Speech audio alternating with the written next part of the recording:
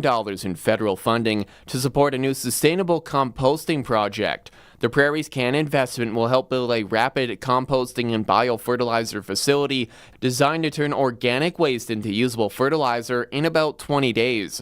Cowassist Ventures is partnering with Saskatoon-based B Nature Biotech and ProMetal Industries from Pasqua First Nation. Bucky Bellinger, Liberal MP from Northern Saskatchewan, talked at the announcement about the resilience of people in the province. Communities in rural Saskatchewan certainly point out that, to me, that Saskatchewan communities don't wait around for someone else to shape their future. We chart our own course. The project also includes a growing dome to produce food year-round, strengthen local food systems, and create new employment opportunities within the community. Saskatchewan has launched a video campaign to raise awareness about human trafficking, timed with National Human Trafficking Awareness Day. The campaign shows how people can be exploited and provides a website, stoptrafficking.ca, where residents can find help and information. Officials say raising awareness is key in preventing exploitation and supporting victims. The campaign runs for 7 weeks and is a partnership between the Status of Women Office, the Ministry of Justice, and 211 Saskatchewan, with funding through the National Action Plan to End Gender-Based Violence. And the Saskatchewan Roughriders are launching an official tailgating area at Mosaic Stadium for the 2026 season. The club partnered with the province and the SLGA to create a safe, regulated space for fans on Real District property. Season ticket members can enter a lottery for one of the limited Coors Light's tailgate spots, which cost about $500 for the season. The deadline to enter the lottery is March 5th. That's 620 CKRM News. Read more stories from around your community and around the province at sastoday.ca and 620CKRM.com. The weather is brought to you by B&A Petroleum in Swift Current, with multiple locations serving southern Saskatchewan for over 30 years. See B&A Petroleum for all your fuel and propane needs. Well, hopefully you didn't wear out your shovel last week, as more snow is on the way. Tonight, expecting snow showers. 2 to 4 centimeters could come down with a low of minus 16. Tomorrow, the clouds will continue, with the wind picking up a little bit from the northwest at a high of minus 13. For Wednesday, partly sunny at a high of minus 2. Thursday, sunshine at a high of plus 4. And then Friday, we get one of those reverse days where the temperature will actually fall throughout the day as we move into a cold spell for next weekend, with the temperature actually falling to minus 15. B&A Petroleum is a southern Saskatchewan family-owned business that's there for you. They've been supporting their clients for over 30 years, with locations in several communities throughout the southern part of the province. B&A Petroleum is available for all your bulk fuel and lubricant needs, with propane at selected locations Monday to Friday. And don't forget, their Cardlock location is accessible 24 hours for your convenience. B&A Petroleum. Fuel you once, fuel you forever.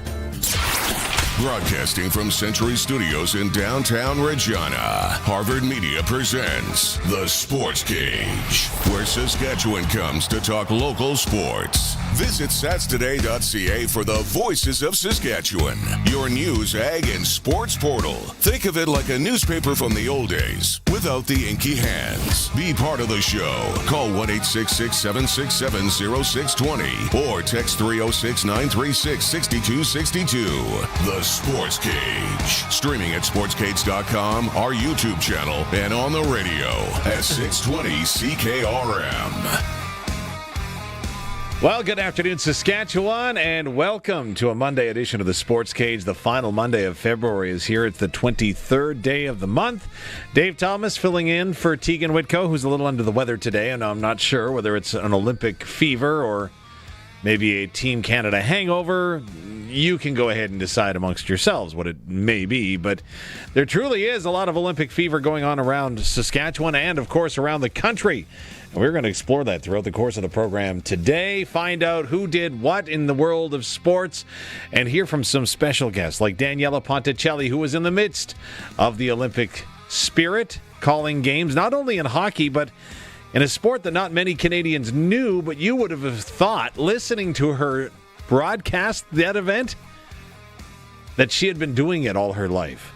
Fantastic job by Daniella. We're going to hear from her. Coming up a little bit later as well, we'll head to Edmonton and Morley Scott, who is the voice of the Edmonton Elks. We're going to get updated on what's happening with the Elks and what the feeling is around the team after a number of free agent signings, of course, including former Saskatchewan Roughrider rush end Malik Carney. We'll hear from him and get his take, which is a little out there when it comes to the Olympic Games and the men's hockey final between Canada and the U.S. Darian Durant is going to join us as we explore a topic that is circling around Connor McDavid and a label that Darian once himself may have had. That's coming up just after 5 o'clock, and then a special celebration for one Regina Pats player over the weekend. We will celebrate with him today here on the Sports Cage on a Monday. But as we get going, we invite you to join us all the time. Of course, the Prairieland Rentals text line is always open for you to join us, talk sports, ask any questions of our guests that you may want to ask or know at 306-936-6262. I would assume that a lot of people are still talking today about the United States defeating Canada 2-1 in overtime in the gold medal game at the Olympic Hockey Championships in Italy on the weekend. Are you sure? I'm sure. Are we really going to assume that? That is my assumption. Okay. I know you should never assume Colson Schultz, who's pushing the buttons today. But I would suggest that that's a fairly safe bet. So if I was sprinkling, like we will later for Sports Select in the sprinkle of the day, I would suggest that many of us are still reliving that moment and that experience that we had on Sunday morning, bright and early, 7 o'clock Saskatchewan time. The question that I have, good friend of the radio station, Brett Kissel, did you see his adventure? He was trying to make it to Italy for the express purpose of getting to the gold medal game. He discovered a way that he could get into the venue, and he just had to get there. But then he had 1, 2, 3 different delays, and all of a sudden, his social media isn't talking about whether or not he got there or not. Do we want to sprinkle on what that might mean? I mean, if you ask some Oilers fans, that probably means he made it there. Yeah, some of them would. Some of them would probably. Some Oilers fans would blame it on him and the curse of Kissel, which they talk about in Edmonton, right? Yeah. No, I didn't see that he was trying to do that, but it doesn't surprise me. He probably wasn't the only one. No, I bet you there was a fair share of Canadians that were trying to get there. And I saw different pictures from a friend of mine who's actually Arash Madani. He's out in London doing some work this week. And he was in London, England, and he thought, I'm going to go down to the Canadian pub and watch the game. That's what everyone else thought too, wasn't it? That was everyone else. Yeah. And scenes like that were replicated across Canada. But also I saw pictures of Paris, France, where there were a ton of Canadians that were trying to get in and see the game. Not only there, but in Belgium, of all places.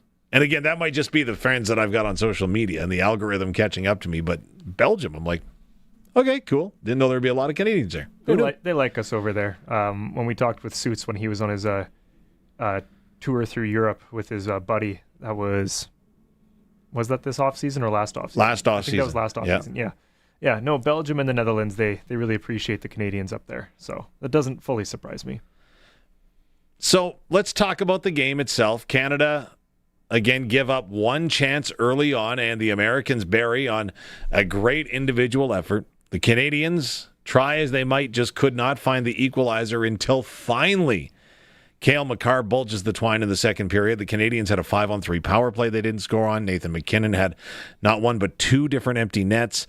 We had a couple of posts along the way, but we were tied at 1 going into overtime where it's a 3-on-3 format, and the Americans, they got the goal. Some would suggest that Connor McDavid was a little bit selfish in trying to split the D, going for the golden goal himself, but I think that's kind of the way you play it. You got to go for it if it's there. And then the Americans turned it back the other way. They got a break. Jack Hughes, who had a couple of teeth knocked out, giving the Americans a power play that they didn't score on, by the way, after the Canadians should have been awarded a power play for too many men on the ice.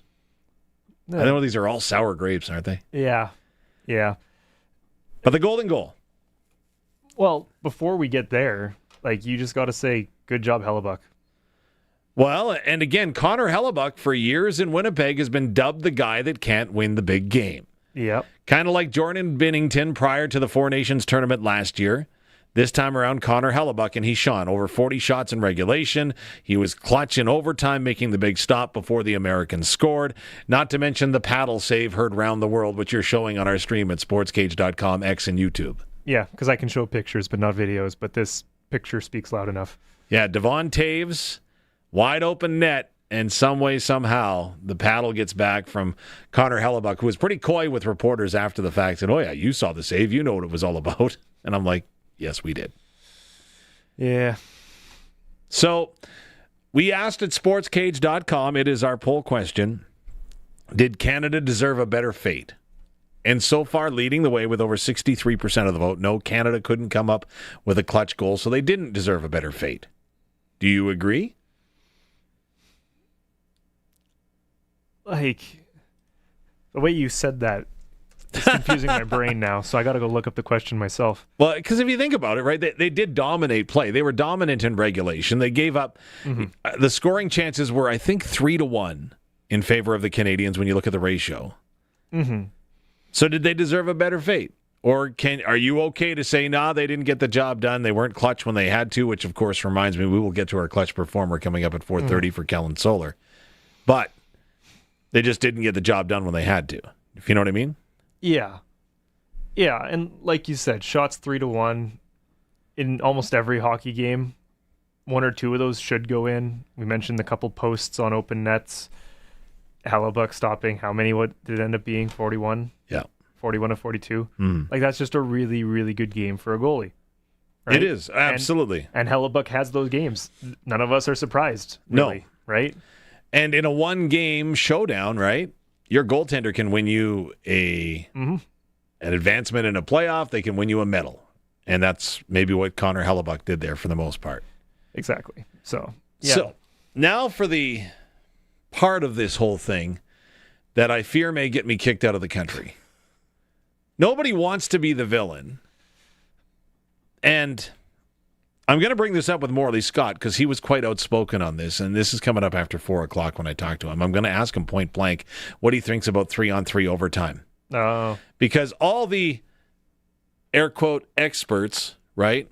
Oh, I never liked 3-on-3. 3-on-3 is terrible. 3-on-3 is horrible. It's killing the game. It's ruining the hockey. It's not real hockey because it's not 5-on-5. And again, this is where I welcome your responses on the Prairie Land Rentals text line, as I am willing to throw myself out there on this one at 306-936-6262. Or, hey, call the phone number. We'll talk to you on the air. We'd love to do that. 3-on-3 overtime hockey, I don't think is a bad thing. Now, the experts are going to go out and they're going to say, like I said, it's not real hockey. It's not 5-on-5. It's gimmicky. It's not the true sport. It's not the true game. Now, don't kid yourself. Everybody in Hockey Canada, before they even arrived in Italy, knew what the format was for the gold medal game and that it was going to be a 3-on-3 overtime. Yeah. I like it. Because, and I'm going to throw this out there, because is really 5-on-5 play till the death, right? In a game that can go on forever. Is that really hockey?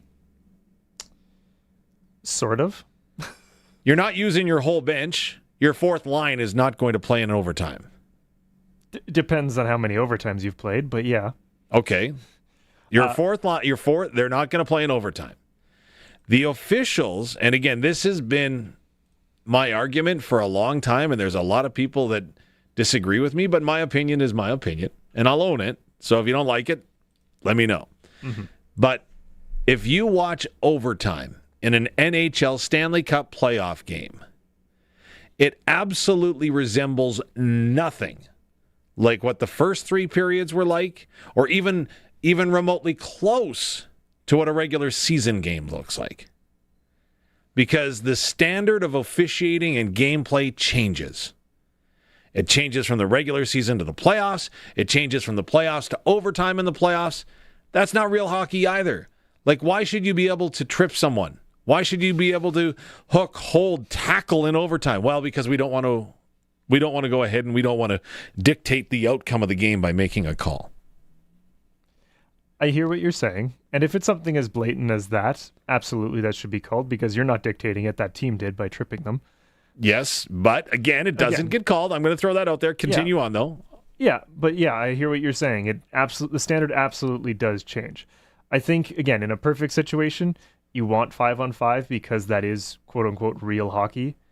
But with the way that you are painting things, which is, I would submit, close to reality, yeah, things get called differently. Things get Close to reality. Okay, fair enough. Hey, I'm not going to say we all see things perfectly, Dave. Mm-hmm. Fair enough. Yeah, I see your argument, and I'm not going to disagree with you on that. I still think, especially for the gold medal, you probably should do 5-on-5. But knowing the Olympics and they've got their strict timeline of we've got a TV show to run, they're probably never going to do that. Okay, but I would even go a step further. Like, I'd bring it to North America, right? The NHL adopted the European shootout. We seem to be okay with that in regulation. Again, in regular season. Okay. When the hockey matters in the playoffs, everyone wants pure hockey. And if you're playing 3-on-3, though, and so, again, the pure hockey, if you're playing 3-on-3, there's a ton of strategy that's got to go into it, right? You got to know, as a coach, who you're going to put on the ice, how you're going to win the faceoff, how are you going to set it up, right? It's a puck possession game. There's no more chip and chase, dump and run over the guy in the corner. Mm-hmm. It is pure skill, 3-on-3, I would submit. Yeah, which suits some teams more than others, because some teams like to play the heavy-handed game where you've got more physical players out there. But once you're 3-on-3, you got to be fast. You got to be quick around the ice because there's so much room, especially if you're playing someone like Connor McDavid or Macklin Celebrini, and they're just running away from you. See, and that's just it, right? In the regular season with the National Hockey League, you've got Connor McDavid and Leon Draisaitl, and the list goes on and on with the Edmonton Oilers. And trust me, I'm not an Oilers fan. But you got to give respect where respect is due. And if you're not allowed to hook, hold, tackle these guys in the playoffs, like, you can't do that in the regular season, but if you do that in the playoffs, it's an entirely different game. So you build your team for regular season success, in my opinion, or playoff success in the National Hockey League. And you're hoping that your team that you build for playoff success is going to be just successful enough in the regular season that you can make a run. See the Florida Panthers, 2-time Stanley Cup champions. Yeah. Yeah. Thank you. I'm just going to leave that there.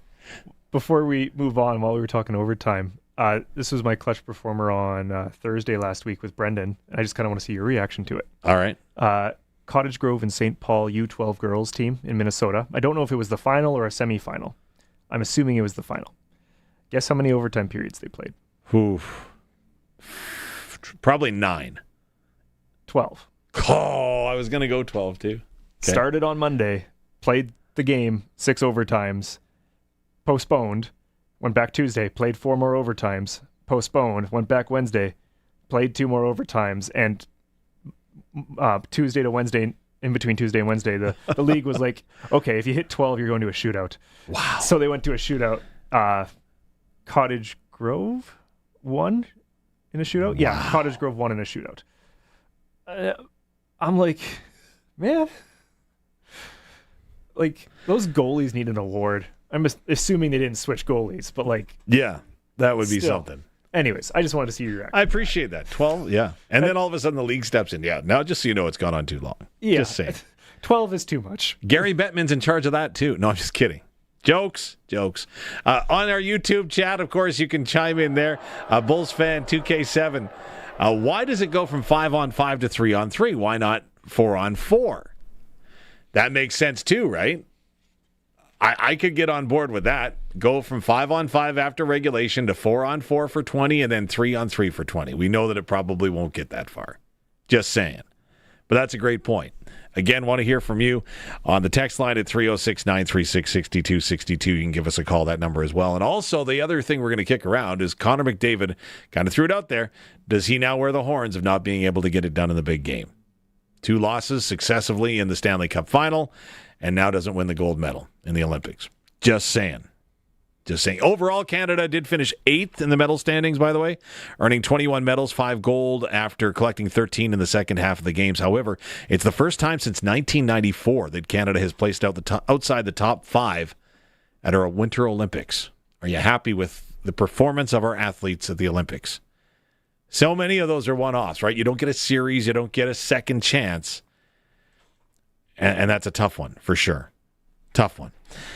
Also, On the go today, news out of Riderville. The Saskatchewan Roughriders are going to be holding a lottery for their season ticket holders for an opportunity to get a tailgating spot on the real grounds. It's pretty cool. $50 a game, and you go ahead, you bring your own food, your own beverages, and you sit back, relax, and tailgate galore before each and every Rider home game. If you're not a season ticket holder, that's okay too, because you can also go ahead and sign up today to become a season ticket holder to get in on that lottery. I think it's pretty cool and a unique idea that we've been talking about for a long time here on this program. Also should mention the Riders did add former Auburn Tigers punter Oscar Chapman today. So he will attend training camp and try to vie for a spot on the Riders team in their special teams unit. Prairie Junior Hockey League playoffs are underway. Tonight, Pilot Butte and Moosomin are taking in Game 2 of their 3-game set. Moosomin on the ropes, having lost the first game on that one. The final under 18, I almost said the other word, under 18 AAA spot is open when it comes to the playoffs and will be decided tonight. It's a play-in game almost of sorts. We'll talk a little bit about that. It's National Curling Day today in our country. The Brier starts on Friday in St. John's, Newfoundland, Labrador. Kelly Knapp is going to be representing Saskatchewan, as is Mike McEwen. Knapp, of course, earned his way in by winning the Tankard here in the province, and now for his troubles, he gets the absolute worst schedule at the Brier. He doesn't play on opening night. He doesn't play on opening day in the opening draw for his pool, so he gets his first bye in the first draw, meaning that then he plays each and every draw all the way through to the end. Like, there is no breaks for Kelly Knapp going all the way through. Toughest schedule bar none. Agreed. So, thoughts on that? We'll try to break that Brier down for you as the program goes along this afternoon. If you're a lacrosse fan, Saskatchewan Rush improved to 9-1. Robert Church scored his 950th point to become the franchise's all-time leading scorer in that 14-6 victory in Philadelphia. The Rush have got their work cut out for them this weekend. Back-to-back games in 2 different American cities. We will watch that for you as they get closer to the weekend on that one. I should mention some sad news from the world of hockey. Nipawin product. Guile Fielder and Saskatchewan Hockey Hall of Fame inductee passed away suddenly over the weekend, and we send our wishes and well wishes and thoughts to his friends and family. He began with the Prince Albert Mintos in 1948, went on to a 22-year Western Hockey League career, highlighted by winning the league championship 3 times with the Seattle Totems. Guile Fielder passing away suddenly over the weekend. So again, our thoughts and condolences to his friends. It is the 23rd day of February, as mentioned. Too Tall Jones. That's going to mean absolutely nothing to Colson. I believe I recognize that name. Get out. Was he an NFL player? He was. 15 seasons. There we go. That's about the extent of my knowledge. Dallas Cowboys, 6'9", 271. 6'9" defensive end. You think Willie Jefferson's got some arms on him? Ed Too Tall Jones. That's probably all the film he watched growing up. Yeah. Was on Too Tall. Yeah. First overall selection of the Dallas Cowboys in 1974. He turned 75 today. Also, you don't know this one. Skippy. You don't even know the show Family Ties, do you? I know the name. I don't know the show, no. No, Michael J. Fox starred in it. There we go. And Skippy was the friend of Mallory. Like, not romantic friend, just the friend. And if you know, you know. When it comes to Mark Price and Skippy. Today he turns 58. And it was 25 years ago today. Ready for this one? The Saskatchewan Roughriders and the CFL held their draft 25 years ago on this day, February the 23rd. And this courtesy of Rob Vanstone. Okay. 25 years ago, the Saskatchewan Roughriders, with the 2nd overall selection, chose Dan Farthing. Oh. Current strength and conditioning coach. Now, the Riders didn't originally have that 2nd overall draft pick. They had to trade 2 selections to the BC Lions in order to trade up to get that pick, with Dan Farthing to keep him at home here in the province after a standout career with the University of Saskatchewan. But sometimes it's funny to think, can you imagine what might have been had Dan Farthing been drafted by the BC Lions? I mean, I can't imagine, but... Like, how different might it have been? Again, it might have been Jason Claremont all over, whom I saw yesterday at the hockey rink, by the way. There you go. But, again, if Jason Claremont was a Saskatchewan Roughrider for his entire career, could you imagine the numbers that he would put up? Again, excellent career as a BC Lion, came home to finish his career with the Roughriders. Pretty cool. On the Prairie Land Rentals text line, again, Prairie Land Rentals and sales since 1986 for big or small jobs. Stop in and deal with the owner, 600 Albert Street, snowblowers and skid steers, power sources, moving equipment. They've got it all. First and foremost, let's eliminate the loser point. This is from Jeffrey. The shootout and do 3-on-3. Until someone scores regular season and playoffs, it's exciting and will lead to quicker overtimes. No more 3 overtime periods. So getting rid of the loser point in regulation in the NHL. See, I think that's a great idea. Or you do what they do in international hockey. You get a win and you get 3 points. You get a win in overtime or a shootout, you get 2 points. And then there's no more ties. Right? Yeah, I could get behind that too. So, but you would get there would be a loser point in that scenario, though. Because you get an overtime loss or shootout loss point. Or then you just do a win is 2, an overtime or shootout win is 1, and then a loser doesn't get any points no matter what. That's the other option. No, absolutely. But I think instead of a 3-point game is always a 3-point game, right? Because right now in the NHL, the winning team can get 2, the losing team can get 1. Yeah. So instead, you make that 1 point more valuable in regulation. I bet you have better, quicker, later results, right? In the last 10 minutes, teams aren't slowing down, right? Playing defense to get that 1 point. Yeah, exactly. Interesting point. From Ed Stevens, it looks like. Connor McDavid, as a captain, can't win when there's something on the line. Alluding to Connor McDavid's leadership perhaps being an issue? I don't know. I'm not inside the room.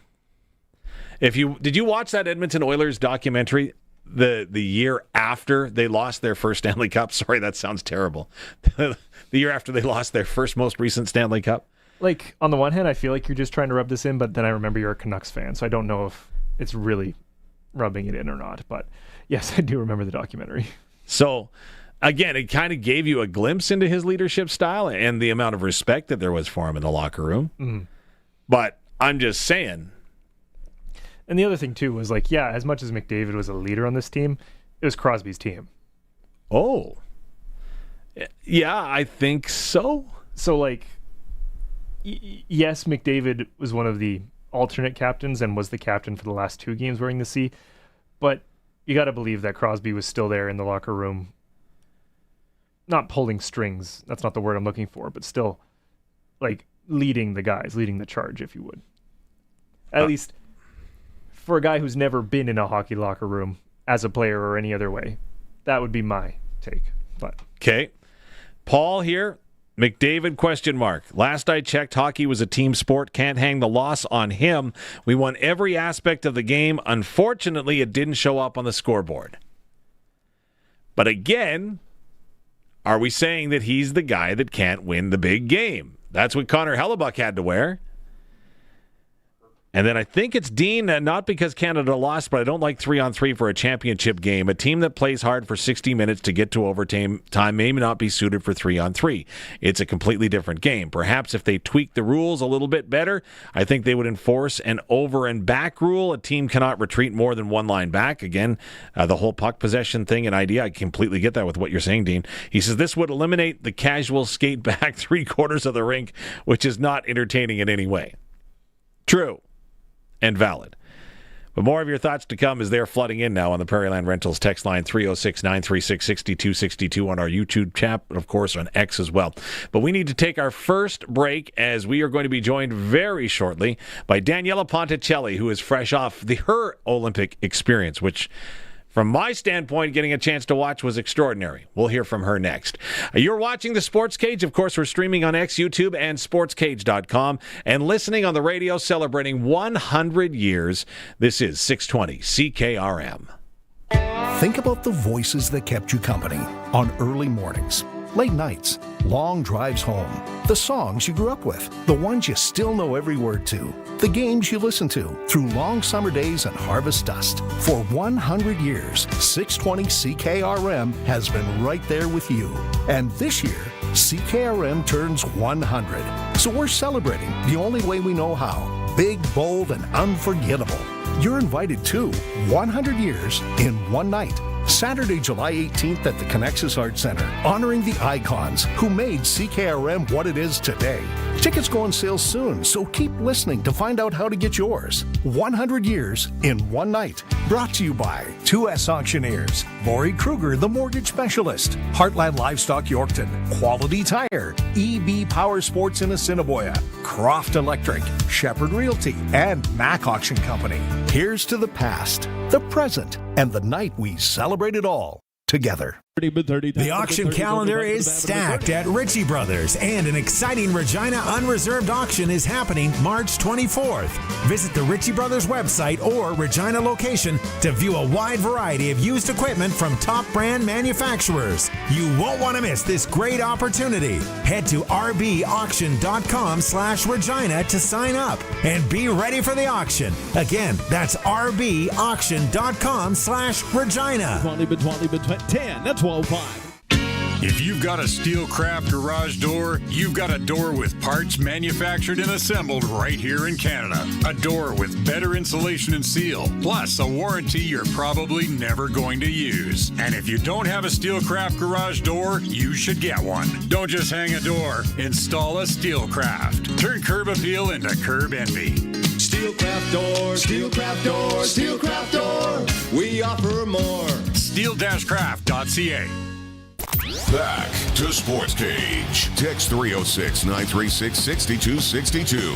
620 CKRM.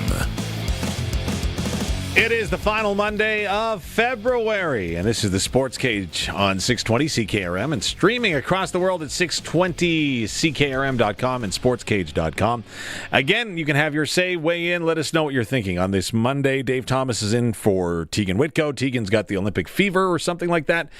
She will be back very, very soon, we hope, and wish her very well. Colson Schultz is pushing the buttons, and it is time to actually maybe get to someone who truly does have Olympic fever. At least I wouldn't blame her as we head out in the Western Pizza Guest Hotline. It's the pizza that's known worldwide for a reason, loaded with toppings of Western Canadian ingredients and always cooked to perfection.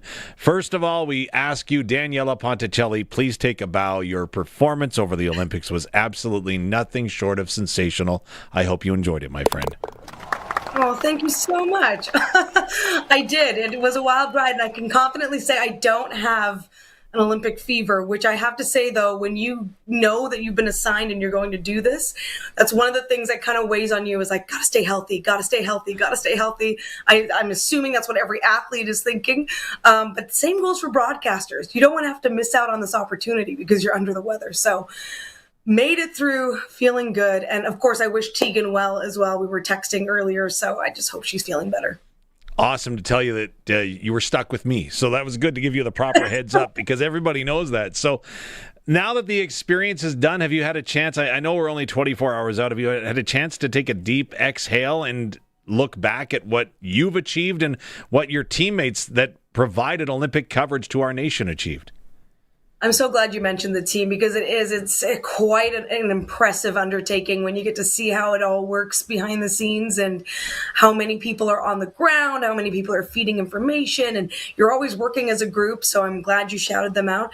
I feel like I've been able to take a little bit of stock, but it is one of those things where you suddenly feel like, am I doing enough? Because that's what it's been like the last several months where, have I chipped away at some prep? Have I checked rosters? Do I know who's been qualified? Because that's one of the things about the Olympics is that a lot of stuff happens last minute when it comes to even knowing who's competing. So there's kind of like this period of time where you're preparing this general sort of sense of, okay, we know the countries who are coming in. I'm talking about for the hockey tournament. And then it's all about trying to sort out who will be there. And you kind of have a good sense of who might be there. But it's super fun. And it's pretty... Yeah, I've had lots of those times, Dave, because I was thinking back to 4 years ago when the last Winter Olympics happened, and I was working in Saskatchewan and starting to call hockey, and even working with you as a rinkside reporter on SJHL broadcasts and things like that, and just kind of wetting my feet in that space. So yeah, there's been a lot of reflecting back to how these last 4 years alone have shaped up. Daniella Ponticelli is joining us. Again, you heard her voice, which is now going to become synonymous with Olympic moments, which is pretty cool because that stuff lives forever. You could tell the amount of work that went into your preparation for your broadcast.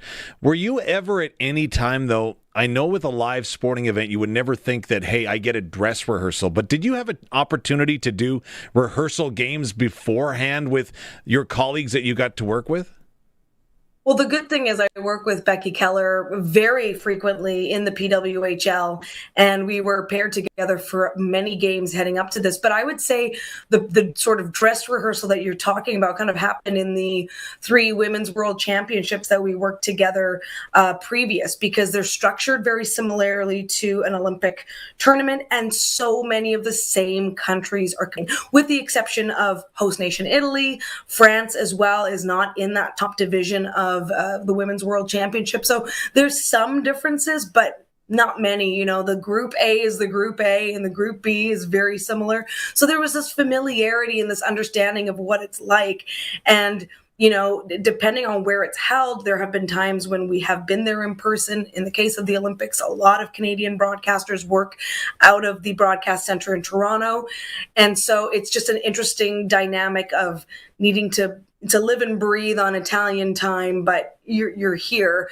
And while you're kind of living your regular life, you're not living your regular life. So, there's so many fascinating parts to that, but we've been through this. And I can tell you, like, we've called tournaments that have been out in Finland, and the time difference is even more extreme. So, you kind of like look at things and you go, okay, at least it was 6 a.m.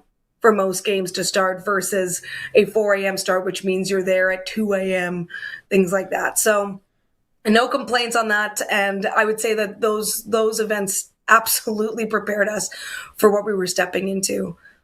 So you brought up the broadcast center in Toronto, which you were working out of, and a number of athletes talk about, the athlete village is such a cool experience to meet people from different walks of life and different sports. Now, Joanne Courtney and her social media would take us behind her coffee break run for the fifth end break. I'm glad she didn't Which run over I anybody. witnessed in person a few times. I would just see her sprinting out of I'm like, Joanne!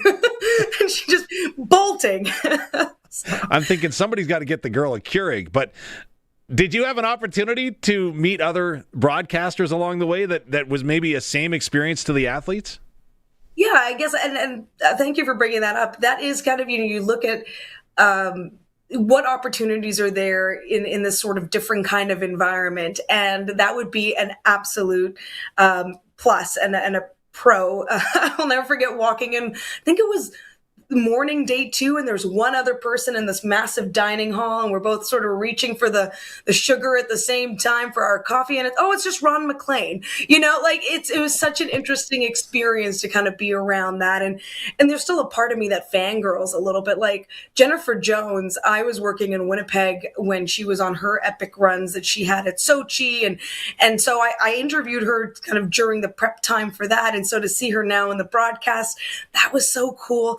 So there's always that little part of me that's also just excited to meet and talk with people, and then having some discussions with, okay, how was your sport today? Like for some of the other play-by-play folks and what they went through, and just seeing that joy, and then meeting people I never thought I would meet. Like I have to give all the credit to the 2 Inuktitut announcers. They must have called the most combined hockey of anybody, because they were there for day 1 of the women's tournament, which started 2 days before the Olympics, and they went all the way through to that Sunday gold medal game for the Canadian men. And it was impressive what they were doing to bring that broadcast to people in Canada's North, people who speak Inuktitut.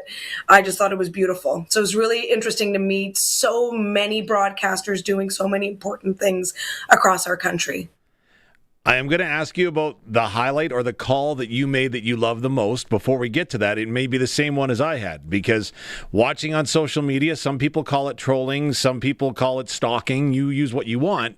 But I loved the video that you posted on a power play late in a hockey game that had not only the pictures of the hockey game occurring, but your call and your excitement, because you could hear it in your voice and then you got to see it firsthand, which I thought was really cool.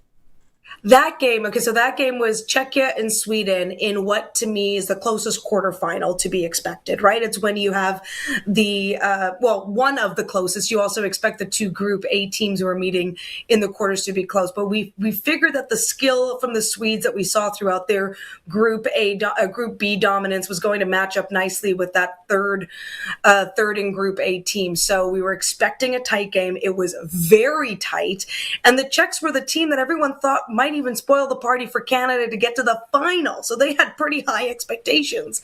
And so to have them then be on the precipice of not even being able to push for a medal, this is what we're at. And so I think that game in particular was a real highlight for me. And I think it might also have been the game in which I had the most sleep, Dave.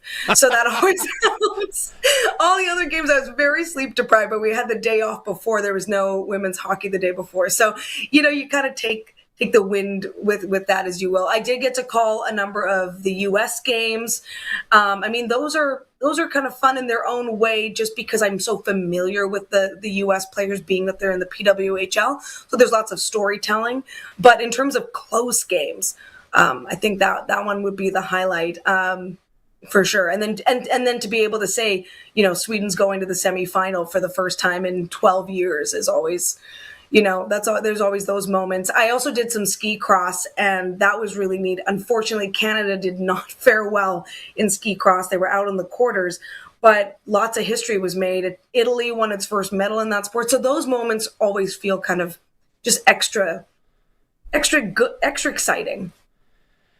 You and Tegan must have got on the same wavelength here, because ski cross is what I was about to ask you about, because I was once told as a broadcaster that, for example, I've never played the game of basketball. I couldn't make a 3-point shot to save my life. Like, you would want to sprinkle against me every chance you get on that. But I think the ultimate compliment is that it sounds like you had participated in ski cross your entire life. And the broadcasting advice I got was make it sound like you've done it. Do enough homework to make it sound like you've done it. So how did you do it? That's a really great question, because sometimes I'm like, I don't know. No, as soon as you find out that you're going to be doing this, I treat it as though I know absolutely nothing. So even if I've seen, and I'd seen a couple broadcasts here and there, because CBC Sports does show, especially alpine skiing. They show a lot of skiing on weekends, for example. Mm-hmm. So I had a little bit of familiarity with it. But first things first, I just go into it as though I know nothing. I start with a simple Google of tell me the absolute basics of the sport. And once you kind of get that and you get that sense, then it's just adding in layers. Okay, then I'll go and watch a broadcast and I take a ton of notes, whether it's, okay, I don't understand this. That makes sense. Wait, is this the reason why this makes sense? All of those things, how long does an athlete need to be doing the sport before they can reach that World Cup stage where they're on the circuit, all of those sort of things.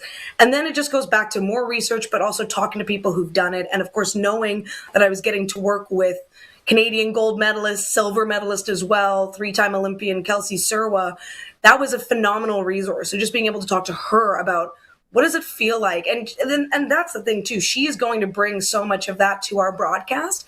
So it's just a matter of supporting her and making sure that all of that gets shared. And then just enjoying the thrill ride that is a 4-skier race in insane conditions half the time.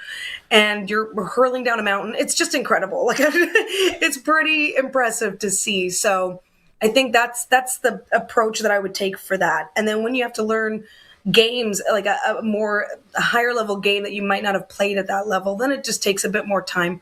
And I'm a full on, I will read a rule book top to bottom if I have to, right? Yeah. It's so much, it's kind of funny. Sometimes I'm like, there's a lot of just studying as though, I was back in university or something, but yeah. Okay. I don't want to be rude or presumptuous, and I apologize if I was. Have you ever taken part in a ski cross event? No, okay, no. I have skied. I wasn't no shade to skiers. I wasn't cool enough to snowboard. I just couldn't figure out snowboarding. So I always stuck to skis. So at least I was familiar with the general mechanics of it. But yeah, I was there to call that. And from my understanding, a lot of the voices who've called ski cross have not competed in that sport. It is very specialized. You have to be really, really good, not only at skiing, but at all of the different forms of it, from the slalom to the jumps and all of that. So it's really impressive stuff. So my mad respect for you right there, because I was told once that if you can skate, you can ski. And I am a testament that when I walked down with my skis over my shoulder on the Mission Ridge Bunny Hill and the instructor said, "You can skate, right?" There you go. Just saying. Oh, goodness. So did you get a chance to experience and take in any of the other events, or were you just in your own little cocoon focused on what you needed to do? I did get a chance to. The way it's set up there's plenty of screens all around, and even in the areas where we can take breaks, where we should take breaks and actually like not be maybe absorbing everything. But it's hard when you want to watch certain events. So there was lots of speed skating on around the same time. So whenever we had a break in between, I'd be watching some speed skating. I was in the building when some of those calls were happening. Canada was getting medals. That's really exciting. So yeah, I did try to keep an eye on it, but it is one of those things. I probably watch more Olympics when I'm not working in it, just by the nature of just having it on the TV while you're puttering around the house. But of course, I made time to watch the gold medal games, Sunday included, like the rest of the nation. So there were certainly events that I'm like, I can't miss this. I feel like I would have watched more figure skating if I could, because I do love the figure skating events, but they overlapped a lot of those mornings. No doubt. Let's go to the Prairie Land Rentals text line. Folks are sending you messages. So Blake says, I thought that call was amazing. So obviously referencing the video that you put up on social media. I found out that sometimes Daniella is just like me as a broadcaster on a call sometimes. So that's pretty cool from Blake to hear that. It's the hands. I think he's referring to you got to get into it. Yeah. I don't think I could call just standing like this. I don't think that that's possible. I don't know. How about you, Dave, when you're in the booth with the Rider games? I mean, those moments are so epic. They're so big. How do you handle yourself? I don't think anybody wants to see that, but I will tell you that the guy that stands to my right all the time has bruised my ribs and knocked my headset off my head before. Just throwing that out there. I like that. There's no names, no. Luke, but that's what it's about. You got to get into it. Absolutely. Well, and Brad says, what about 2028? Could we see you at the Summer Olympics? And that's from the Prairie Land Rentals text line. Well, I'd certainly love that. I was able to call Paris 2024. I did the 3x3 basketball tournament, especially because the Canadian women had high hopes of medaling in that. They made it all the way to the bronze medal game and fell just short. But yes, that would be my goal, is to be there. And it could be the same sport. It could be something else. But we have 2 years to figure that out, which is pretty exciting. But I would absolutely love to. And I think that's my goal. It would be to continue. And then because it's in North America, who knows what that means for travel for us and things like that. You know, it will be interesting to see how the setup is for games it's a lot closer to home than some of the others. A month at Disneyland. What could go wrong? Yes. Exactly. Okay, before I get you out, Daniella Ponticelli, first of all, terrific job. Thank you for doing this. The question that is being asked of the NHL men that are returning from the Olympic Games is, how do you maintain that high and level of performance that you had with so much intensity at the Olympics into your regular season? Same question with the Professional Women's Hockey League. How are they going to go ahead and maintain that level as they go ahead and go through the stretch run of the season now? The only thing that I can sort of look at as some sort of evidence to think that the aftermath will actually be better than what we saw heading in is the fact that the women, the way the schedule was the last 2 seasons, they would have to have a break for World Championship. Again, a World Championship, not quite the level of the Olympics, but still the same crossover of athletes. And so they would go spend the month of April, competing in the World Championship, which I believe is the same number of games, or it might be a couple more. But the point is that they would have that. And then when they came back, so many of those athletes continued or had a big bump in their point production post-World Championship. I look at the likes of the USA's Kelly Panic, a player who last year barely scored. I think she may have had 2 goals heading into the World Championship.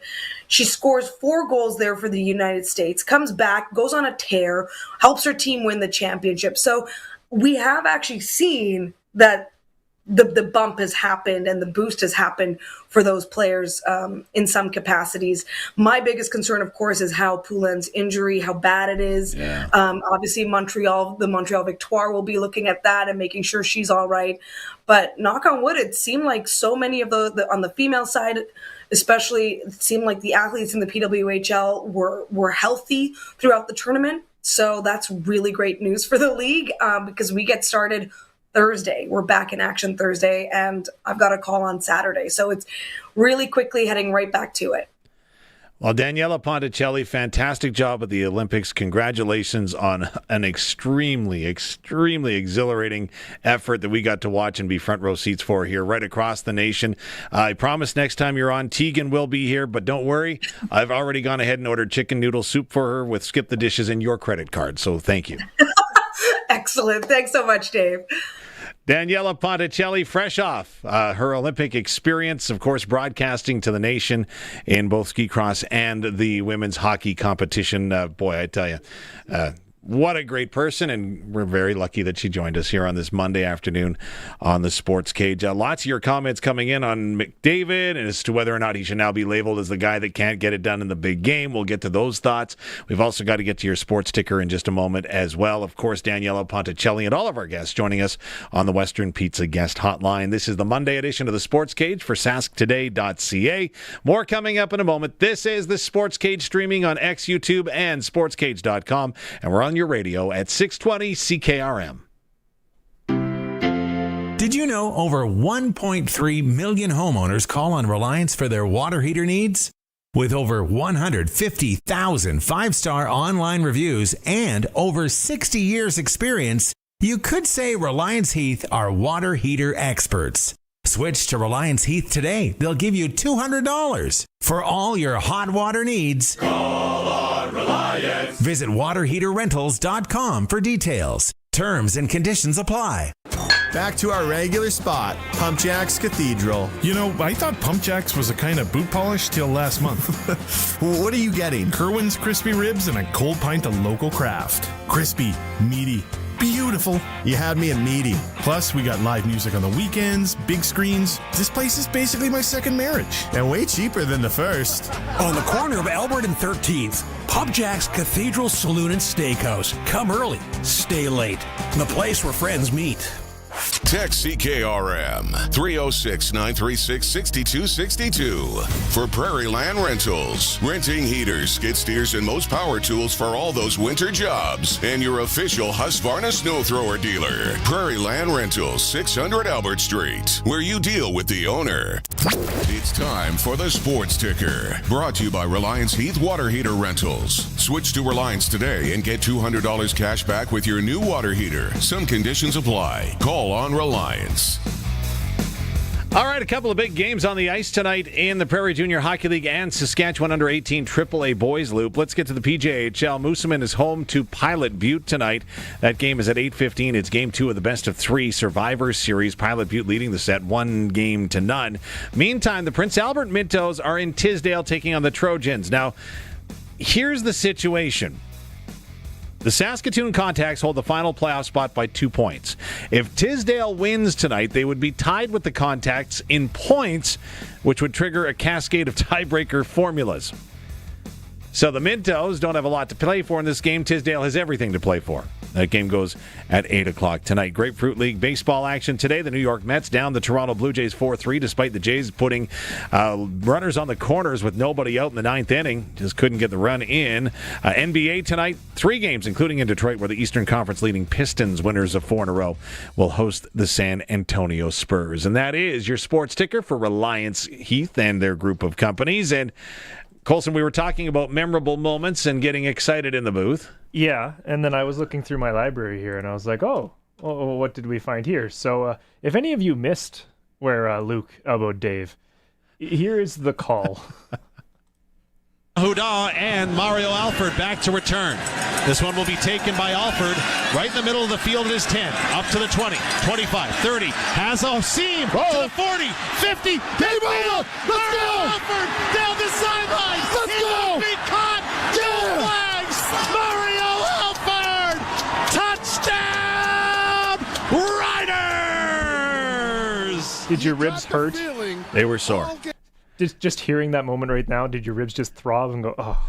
There was no PTSD. There was only joy, actually. So I think I've gotten over that. There we go. That's good to hear. But that booth in Toronto is so small. And Luke and I are both pretty big.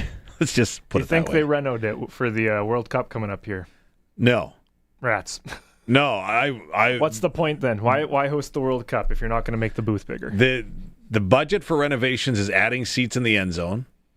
Yes, which is we saw the balls go through the uprights and end up in the end zone. Yeah. When teams were told to bring extra balls because you couldn't get them during the game, only one person was going at the end of the game to get and retrieve all the footballs back. Yeah, looking at the video, that's actually the end zone Alfred ran into. Yeah, just perspective. Anyways, yeah. So that's where I understand. Unlike BC Place, which is undergoing a complete transformation for their media areas, which I know that people are probably rolling their eyes saying, oh yeah, media, right? But just, again, BC is really renovating the heck out of that stadium. And they've done so, right? Because it was built in the 80s. And you got to give credit for its longevity. You got the big upgrade for the Olympic Games where they somehow convinced somebody that, hey, we should get a retractable roof put on this thing for the Winter Olympics, right? Which is no small feat, I'm telling you. So, again, the World Cup is going to be so interesting. Like, did you hear last week the Edmonton Elks? By the way, we are going to be speaking with Morley Scott, the voice of the Edmonton Elks, coming up just after 4 o'clock. They're moving a preseason game to Clark Stadium, which is the small field to the west of Commonwealth. It's where they used to play junior football, for example. The Edmonton Huskies and Wildcats would play out of that facility. The U of A plays on their campus, just in case anyone is wondering why I didn't say that. But they've now since used that facility predominantly for soccer and their professional soccer team that they have in Edmonton. So now, because Team Canada is going to be playing a friendly at Commonwealth Stadium during the preseason for the CFL, they're going to be bringing in grass for this thing. So, of course, you don't want the football players on the grass. So the football and the preseason game is going to be next door at Clark Stadium, which is a good stadium, but it is much, much, much smaller. Like, it is probably on par with Leibel Field. Maybe a little bigger. I could be wrong, but it isn't much bigger than Leibel. It'll be an intimate atmosphere for a preseason game. In its original conditions, it was approximately 20,000 capacity. Yeah, and they've torn a ton of that down. Okay. Because that would have been for the old Commonwealth Empire games that it was around as well. Yeah. Yeah, now it's a 5,000 and change capacity. So that would be much bigger than Leibel. I apologize. Yeah. But still, when you're going from a 72,000 Commonwealth Stadium, 72,000 to a 5,000, it's a little different. Is Commonwealth 72? It's up there. Maybe it's not 72. They probably took out a ton of seats. I've always heard it was 60. So, I rounded up. It's the new math. 2012 to present is 56,302. Wow. I really rounded up with the really new math. The record attendance was the U2 concert. Yes. 66,835. Wow. There we go. There you know. Now you know. The more you know. Yeah, that's true. I was going to go the rest of the story, but you probably don't know Paul Harvey either. Nope. Things that Colson doesn't know. Continues after 4 o'clock. Morley Scott will join us. Of course, more of your messages. Is Connor McDavid the new can't get it done in professional sports athlete? We will weigh that in. Coming up with Mr. Scott and much more coming up here on the Sports Cage. We are streaming on YouTube, X, and at sportscage.com and on your radios where we celebrate 100 years of great community dedication. 620 CKRM. Sask Lotteries has over 50 years of winning behind us. And you know what that means? Lots of winning numbers. Numbers like over 1,200 organizations funded and 12,000 plus groups supported. $6 million given away annually in community grants. And the winningest number of all? $1.4 billion given back to the people of Saskatchewan through sport, culture, and recreation. And we're just getting started. Learn more at sasklotteries.ca. We are 620 CKRM Regina, a Harvard media station. It's 4 o'clock. Good afternoon. I'm Tanner Wallace-Scribner from the SaskToday.ca newsroom with 620 CKRM News for Bronco Plumbing and Heating, where professional service is guaranteed. They'll treat you right. 781-2090. More than 26,000 Canadians in Mexico have now registered with the federal government as officials monitor growing violence in several regions. Foreign Affairs Minister Anita Anand says over 8,000 people contacted Global Affairs Canada in the last day alone. She says Canadians should follow local instructions and shelter in place if told to do so. James Bogus, the CEO of the Regina International Airport, gives us an update for travelers from the YQR. As it sits in this moment, so this is on Monday, February 23rd, the flight that would be normally nonstop from Regina to Puerto Vallarta with WestJet has been canceled. Also, almost every arrival into the Puerto Vallarta airport today appears to be canceled. Violence began after a major cartel leader was reportedly killed. Bogus said to check with the airlines to ensure any flights to Mexico are still on. Federal funding of $855,000 has been announced for a new composting and biofertilizer project at Cowessess First Nation.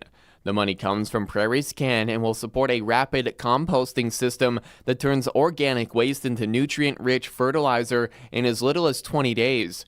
Cowessess Ventures is working with B Nature Biotech in Saskatoon and ProMetal Industries from the Pasqua First Nation. Liberal MP Bucky Bellinger praised the groups and their reaction to the global trade uncertainty. Supply chains are shifting, and as we know, trade patterns are changing. That's being felt everywhere, especially in rural Saskatchewan.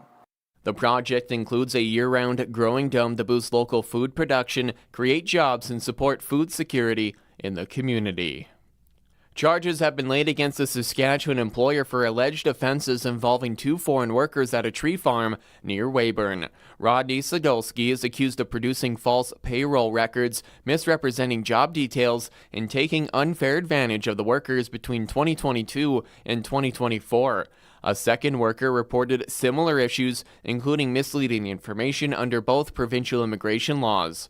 The Ministry of Immigration and Career Training says its program compliance branch works to protect foreign workers and encourages anyone with concerns to contact them. Rider fans will soon be able to tailgate at Mosaic Stadium with a new designated area opening for the 2026 season. The Roughriders worked with the province and the SLGA to create a safe, controlled tailgating zone on Real District grounds. Season ticket members can enter a lottery for a limited number of Coors Light's tailgated passes, priced at $500 for the season. The deadline to enter the lottery is March 5th. That's 620 CKRM News. Read more stories from around your community and around the province at SaskToday.ca and 620CKRM.com. Winter's coming. Is your home ready? At Bronco Plumbing, Heating, and Cooling, they install high-efficiency brine furnaces that keep your family cozy while saving energy and money. Their professional team takes care of everything, from installation to long-term service, so your home stays warm for years to come. Call 781-2090 or visit broncoplumbing.com today. Bronco Plumbing, Heating, and Cooling, and Bryant, whatever it takes. The weather is brought to you by Line X Regina. Serious protection, killer looks. 1865 McCarra Street. Well, hopefully you didn't wear out your shovel last week as more snow is on the way. Tonight expecting snow showers. 2 to 4 centimeters could come down with a low of minus 16. Tomorrow the clouds will continue with the wind picking up a little bit from the northwest at a high of minus 13. For Wednesday, partly sunny at a high of minus 2. Thursday, sunshine at a high of plus 4. And then Friday we get one of those reverse days where the temperature will actually fall throughout the day as we move into a cold spell for next weekend, with the temperature actually falling to minus 15. For 40 years, the team from Line X Regina has been protecting vehicles across Saskatchewan, and we're changing with the times. 3 generations of our family have protected your vehicles. Our business has evolved, and we're not stopping now. The next generation is here. Same family, same commitment, ready for the next generation of truck beds, rocker panels, trailers, bumpers, and running boards in all kinds of colors. Line X Regina, 1865 McCarra Street, the next generation of protective coatings.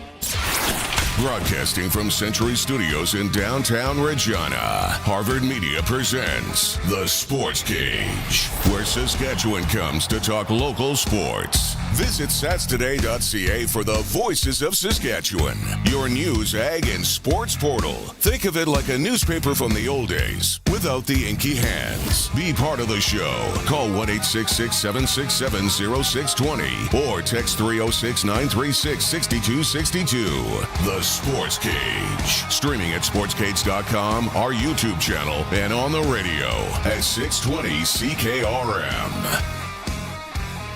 It's the Monday edition of The Cage. Dave Thomas in for Tegan Whitco. A little under the weather today. She's going to be feeling better thanks to that chicken noodle soup from Daniella Ponticelli, I'm sure. Don't worry about it. It'll be okay. It was a solid move on her part. She didn't even know it was a solid move until we told her about it. So that's how we roll on the Sports Cage. Barney will be back tomorrow, so don't fear. Morley Scott is coming on the radio in just about 10 minutes or so from now. We'll talk to him about everything that was the Olympic Games, what's happening with the Edmonton Elks in the offseason, more that is coming up, as well as Darian Durant joining us after 5, and Pat's chat with a Regina Pats player that celebrated a significant milestone in his junior hockey career over the weekend. We will talk about that and much more coming up. Boy, again, we've got the Clutch Performer also on the way at 4:30 for Kelton Solar on this Monday edition of the Sports Cage for sasktoday.ca. But boy, did I really throw up a muffin just before we got to 4 o'clock. We were talking about, first of all, I don't know which mistake should I correct first. We talked about Commonwealth Stadium, very clearly not at 72,000. Yeah, never has been. No, not even standing room. So we got that sorted out, right? And again, called out rightly by Jeffrey and others on the YouTube chat, and of course our Prairie Land Rentals text line at 306-936-6262. I erroneously also said that they put the retractable roof up on the BC Place Stadium for the Winter Olympics, but indeed it was after. Yeah, because as you said that, I was trying to remember, and then I was like, well, wait a minute. Because they lit up the cauldron in BC Place. Yep. And then they sent Gretzky outside to go light the one up outside. And he had to wait in the door for what felt like a half hour. Yeah. For the pressure to equalize or whatever. Before he could go out and light it. And the camera was just there on him through the window panes, through the door. And I was just like, what is this? Yeah. So I remember that. So if you had never been to BC Place prior to the renovation of the roof, you did have to go through pressurized doors, right? Because they had to keep the air pressure in to keep the roof up. Mm-hmm. And that was the thing in the 70s, 80s, and 90s, pressurized domes. And could you imagine the work and testing, maybe is the right word, that had to go through? Because you don't want that Olympic flame to be extinguished while he's standing in there, because there's a wind tunnel. Like it's windy standing between those doors. Yeah. Could you imagine?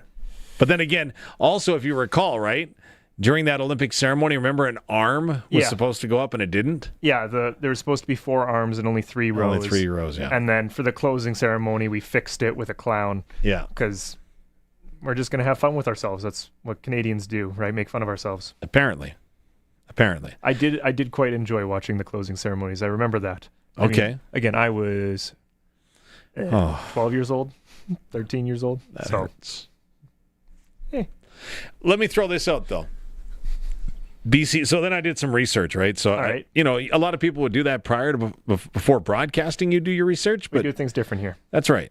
So BC Place. So the renovation that wasn't just the roof. Yeah. They had to renovate a ton of things inside the building to get the roof to become retractable, so on and so forth. Yeah. That renovation, which was the second of 3 major ones that the stadium has gone under since it was built, that renovation cost $500 million, $562 million. Yeah. Why? I don't know. It's the cost of doing stuff. Colson, you're a young man and you have a brilliant wife, but I'm going to give you some marital advice here. That's perfect, because tomorrow's 2 years for us. So, is your anniversary tomorrow? Yeah. Wow! Congratulations! Yeah, and I'm saying it today on recording, so I can say that I've remembered in case I do end up forgetting tomorrow. I don't. Think well I will, played. But well played. Piece of marital advice for you: never ever, if you decide to renovate your home, sure, never decide to renovate the bathroom first. Because what happens is then you look inside the bathroom from outside in the hall or whatever the case may be. Yeah. And then you look to your left and your right and you're like, uh-oh, we got to renovate everywhere else now. And it never ends. Yeah. So I'm assuming that's maybe where the $560-some million price tag came for BC Because they Place. started with the bathrooms. Yeah. Yeah. Well, I mean, in this economy, we live in a rental, so I don't have to worry about that right now. But oh, it's coming. It will come, my friend. And by the way, so now costs of renovations or things can incrementally increase right on the go. Like look at a civic project, right? Yeah. And maybe you're building an overpass. It starts at this level, right around the eyes, and then it goes right up over your head, right, by the time it's all said and done, because this, and this needed to be done. So if you go back to when BC Place was originally built and opened, do you want to guess what the price tag was to build that facility in downtown Vancouver? And we're not talking about land. The land was very, very, very valuable at the time. Or it still is. Yeah. But just to build it. So the renovation was $560. Just to build it was probably, I mean, when was it built? 2006? Ish? No. It was built in the 80s. Oh, right. 88-ish. 86? 86? Could it have hit $1 billion back then? It was 83. Sorry, I lied. 83. 1983. See, again, do your research before you go on the radio. 1983. I wouldn't be surprised if it hit $1 billion, but I'm going to say $700 million. You're way off. Dang. The original price to build that stadium, $126 million. Really? Yeah. So in 83? Yeah, in 1983, $126.1 million for the original build. Did they use Quickset? Like they didn't use duct tape. I'm just saying. All right, so let's get back and talk some sports. Again, Canada talking about the 2-1 loss to the United States in overtime in the Olympic men's hockey tournament. Again, the overtime loss was devastating for a nation. The Canadians had led all the way through. It's asking and or leaving many questions to be answered. Number one, did the right team win? If you go to sportscage.com, you can vote on that poll question. So far, over 60% of the voters say yes, the right team did win because Canada couldn't come up clutch and score the goal when they needed. Fair enough. The other question, what about 3-on-3 overtime? Do we want 3-on-3 or do we not? I didn't think it was bad. Why? Because to counteract the arguments that, that it's not real hockey with 3-on-3, well, it's just a different style, right? It's not a shootout. It's 3-on-3, so you're involving more of the bench. And if you watch an NHL playoff game, can you really say that 5-on-5 overtime in the playoffs is the same game as 5-on-5 in the regulation time of said playoff game or even regular season? From a 771 on the Prairie Land Rentals text line, please just know if we'd won that 3-on-3 overtime, we'd all be okay with the format. Remember what our thoughts about the shootout were in 1998. We'd think differently about that if we'd won this one as well. Bottom line, we knew the format going in. If we didn't like it, we should have sealed the deal in regulation. And that's Kevin in White City. And I could not agree with you more that, again, complaining about the format after the fact isn't right. But there's a lot of analysts that are on social media. Oh, I said before going in that the 3-on-3 wasn't good. Again, to me, I think it was okay. The other question that comes out of this, of course, is Connor McDavid. And is he the guy that can't get the win in the big game? Now, Daryl points out, you guys know who scored the winning goal in the Four Nations Cup. Of course, it was Connor McDavid, right? If anyone was starting a new NHL team, who would be the first player picked? Connor McDavid. Don't know who starts this crap, but they must have too much time on their hands from Daryl. My rebuttal to that is maybe Macklin Celebrini. Just because youth. And we saw how good he is. And he is going to be the future of Canadian hockey. We all know that now, right? After watching what he did at this tournament. Yes, okay. So that's where I'm like, yes, if you're going for right now, Connor McDavid. If you're thinking at least 5 years into the future, and longer, probably Macklin Celebrini. I understand the and longer now. Okay, I get that. Yeah. When you said 5 years, I don't think we're waiting 5 years for Macklin Celebrini. No. But I understand what you mean. Yeah, if you're just thinking, if you're trying to build a dynasty, which hard to do in sports in any league. Very true. But if you're just thinking, I want to make us competitive for this window, If you're thinking win this year, maybe next year, Connor McDavid. If you're thinking sustained success, longevity, Macklin Celebrini. That's my take. But do you think that Connor McDavid is going to hear that narrative, though?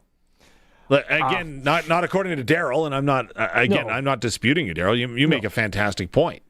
No, and I don't think McDavid is going to hear that narrative because McDavid is still in his prime. He is still the best player. So at the start of the year, he signed a 2-year contract extension, correct? That takes him through this year, next year, and the year after. Signed it last year, but yeah. So they've got this. The window is right now for the Edmonton Oilers. This year, next year, the year after. Yeah. And again, we will get to our Sports Select sprinkle of the day, but if you had to look into your crystal ball that you've used to proclaim Macklin Celebrini the best or the future of Canadian hockey. The future face, yeah. Would you suggest that within the next 3 years, Connor McDavid wins a Stanley Cup? I can't suggest that anyone's going to win a Stanley Cup. True. That's such a hard prediction to make.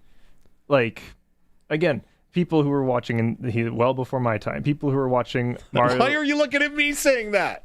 I'm looking at you because we're across from each other. Okay, fair enough. That's good TV there, right? Yeah, I thought you were meaning I was old. No, but people who watched Mario Lemieux were like, wow, he is phenomenal. And then he starts getting all his injuries, and it's like, would he have caught Gretzky? You watched the pace, you're like, he had a real shot of doing it. But injuries caught up with him, right? And that's the thing is, we don't know. Literally, will we see Sidney Crosby in the 2030 Winter Olympics? That's another question, right? If he suffers some kind of devastating injury here that they just haven't told us yet, or if he suffers another one in a year or two, I think the answer is pretty easily no, because he'll be, how old will he be then? I don't know. 40. 40? Okay. Playing hockey at 40 is probably... It's like a senior citizen in your world, isn't it? I wouldn't go that far. Okay. But playing hockey at 40, even for someone who is as revered and skillful as Crosby, might be a bit of a stretch. Now, if he continues at the pace he's at, stays injury-free for the most part, why not? Especially with the sour taste after this Olympics where he didn't even get to compete in the gold medal game and watched his teammates get silver. True. If that leaves a bitter enough taste in his mouth, he might push for it, right? Well, they said that Drew Doughty was old, and Doughty's 38. Fair. But you're right. Never say never with Sidney Crosby, and the leadership that he may bring, right, is one of those things that you can't rate. The one thing that... So we haven't heard an update yet on Sidney Crosby and his injury from the Pittsburgh Penguins. What we have heard, if you are following, is Josh Morrissey from the Winnipeg Jets. It sounds like it's going to be a while for him to be out. And I like how Canada was coy. Well, he might play in the quarterfinal. Oh, yeah, he's probably definitely going to go in the semifinal. And the day before, no, he's not going to the gold medal game. So the Winnipeg Jets obviously are going to get a look at him and their physicians, but it does sound like it is going to be a longer-term injury for Josh Morrissey, which is tough. Also, Kevin Fiala is done for the year. If you missed that, of course, he was injured in the first game that Canada played Czechia. And then, of course, the LA Kings forward went back to North America where he ruptured his pelvis, which doesn't sound comfortable. No, it didn't look comfortable. It wasn't a hit. It was a accidental fall, whatever you want to call it, from Tom Wilson, but... yeah, it didn't look comfortable. Are we wrong? Again, the women's hockey team, boy, did they battle the U.S. hard. And that was also a 3-on-3 overtime win for the U.S., right? Yep. Two very iconic photos circulating the internet of how close Canada was and then what ended up happening. Yeah. In both games. And that's, again, heartbreaking for the athletes. I don't think that we need to hold a summit for hockey to find out what's wrong. It was just, it's a one-game play down. That's all it is, right? I think. But not a lot of us have been talking about the women's hockey, me included. And end of the day, of course, the 2 silver medals in hockey add up to 21 that we got overall in the games. 5 gold. We collected 13 in the second half, including Brad Jacobs in the gold medal. Congratulations, of course, to Ben Hebert, who wins a gold, the former Regina Thunder football player. Yeah, and Rachel Holman got her first Olympic medal, too. It is a bronze, and they wanted gold, but they had to battle back just to get in the playoffs. Yeah, they dug a hole, and they were in must-win. And every won single all game, of them, pretty much. Yeah. So, again, at a certain point, when you're winning off all these must-win games, you're like, okay, when's the shoe going to drop? Because you can't keep winning them all. Sometimes you do, and you end up in a miraculous situation. But still, you're kind of... They fought for that bronze medal. Mm-hmm. And it's her first. So, and when the pressure dial is turned up to 10, that's a lot of time. Mm-hmm. Just saying. We did ask at sportscage.com, by the way. So the 21 medals are good. I should mention that we finished 8th overall, and it's the first time since 1994 our country places outside the top 5 of the Winter Olympics. And at sportscage.com, we asked if you thought that more funding should go to Canadian Olympic athletes to better our performance when it comes to podium finishes. And, in the current climate, nobody wants to see their taxes increase. But maybe it's because we weren't thinking our taxes would have to go up. Maybe it would just be a redistribution of tax money. They're already being redistributed, I think, but that's besides the point. I'm not concerned. The budget's going to balance itself. So all I'm saying is that 81% of voters at sportscage.com believe that, yes, indeed, we should commit more money to our Olympic athletes. So we all want to see better podium finishes. We'll see how that transpires in 2028. Also news today, Saskatchewan Roughriders announced if you want to tailgate at the game, you can. Season ticket holders are going to have an opportunity to enter a lottery for a tailgate spot at Real District. What it comes with is 2 parking spots, one for you to set up your barbecue, whatever else you want to do. The other one is to park your vehicle. It's $50 a game, $500 for the season. So if you're a season ticket holder, you can get entered in the draw. If you're not a season ticket holder and you still want to get in the draw, you still can get a season ticket to get in the draw. I think that made sense. Luke Mullender has already texted that he's gone ahead and, he's taking one for the team here, Colson. He's going to volunteer. He's going to volunteer to be our roving reporter at the tailgate site during the pregame show. Yeah. Volunteering. That's the selfless act when it comes to the Rider Broadcast Network. So Luke is going to volunteer to analyze, right? As our lead analyst, he will analyze the tailgate site. Thanks, Luke. Awful nice of you. But he'd bring back food. That's the best part of Luke right there, is he would bring me food. Just make sure you send him down with a cooler or something. Yeah, that's right, exactly. Also, the Riders add former Auburn Tigers punter Oscar Chapman. He'll be in Saskatoon for training camp. As again, it looks like it's just going to be a wide open compete for punting and kicking for the Saskatchewan Roughriders when it comes to training camp up in Saskatoon in May. Some big games tonight in the Prairie Junior Hockey League and under 18 AAA leagues as they are getting set to go. The Brier is coming up on the weekend in St. John's, Newfoundland, Labrador. So we'll analyze that, and a big win for the Saskatchewan Rush as well to talk about today on this Monday here on the Sports Cage. But we have talked long enough. He is getting set to come in, and we are going to talk to him next. He is Morley Scott, the voice of the Edmonton Elks on 880 CHED Radio in Edmonton. We're going to talk Olympics, talk Oilers, talk Edmonton Elks football, and more. It's all coming up right here on the Sports Cage. We are streaming on X, YouTube, of course, sportscage.com, and you can listen to us live anywhere in Western Canada via our stream at 620ckrm.com or on the radio at 620 CKRM. When it comes to money, you can bet that everyone has questions. What's going on in the markets? When is the right time to invest? What should you do with your money today? When Len had questions, he talked to Brian Gawley. Anytime I have any concerns, I'll either send him an email or text him, and he gets back to me right away. But he's still very forthright. Gets back to me right away and lets me know how things are going. Don't guess with your money this RRSP season. Call Brian Gawley at Smart Investing Solutions, 546-2533. I would recommend him to anyone. He's gaining on us. Quick, let's hide in the garage. No. It's stuck. Again. You said you fixed it. I meant to. I just never called Busy Bee Doors. Lift it. Hurry, lift it. It won't budge. It's busted. Don't let a broken garage door turn into a horror story. Call Busy Bee Doors. They can fix or replace any commercial or garage door. Busy Bee Doors, the garage door specialists.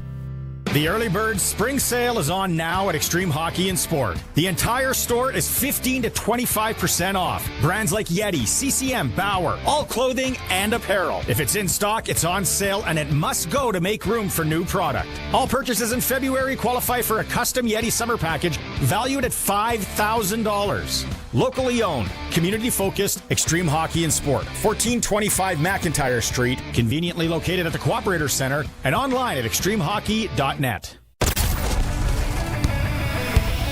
Welcome back to Sportscage. Connect with the show. Call 1-866-767-0620 or text 306-936-6262. All right, welcome back to the Sports Cage. Time to head out on our Western Pizza guest hotline. Of course, the perfect pie every time. Go with the number 2. Tell them I sent you. Boy, that rhymed a lot. I should do this more often. It is the Western Pizza guest hotline, and we're pleased to be joined by the voice of the Edmonton Elks on 880 CHED Radio in Edmonton, Mr. Morley Scott. Good afternoon, sir. Hey, Dave, what's the number 2? You got me hungry now.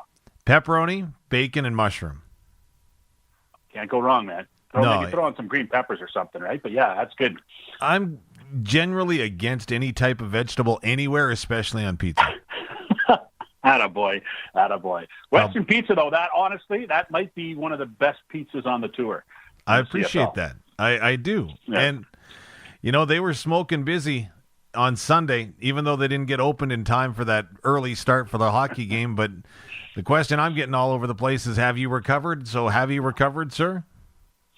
Yeah, I have. I think as far as everybody's mindset goes, it was pretty good that it was a morning game and it was on early, 6 o'clock here, I guess 7 o'clock there, right? So the game ended around 9, between 9 and 10, and I think you had the rest of the day to try and get your emotions in check, and it wasn't too bad today as we started the new work week.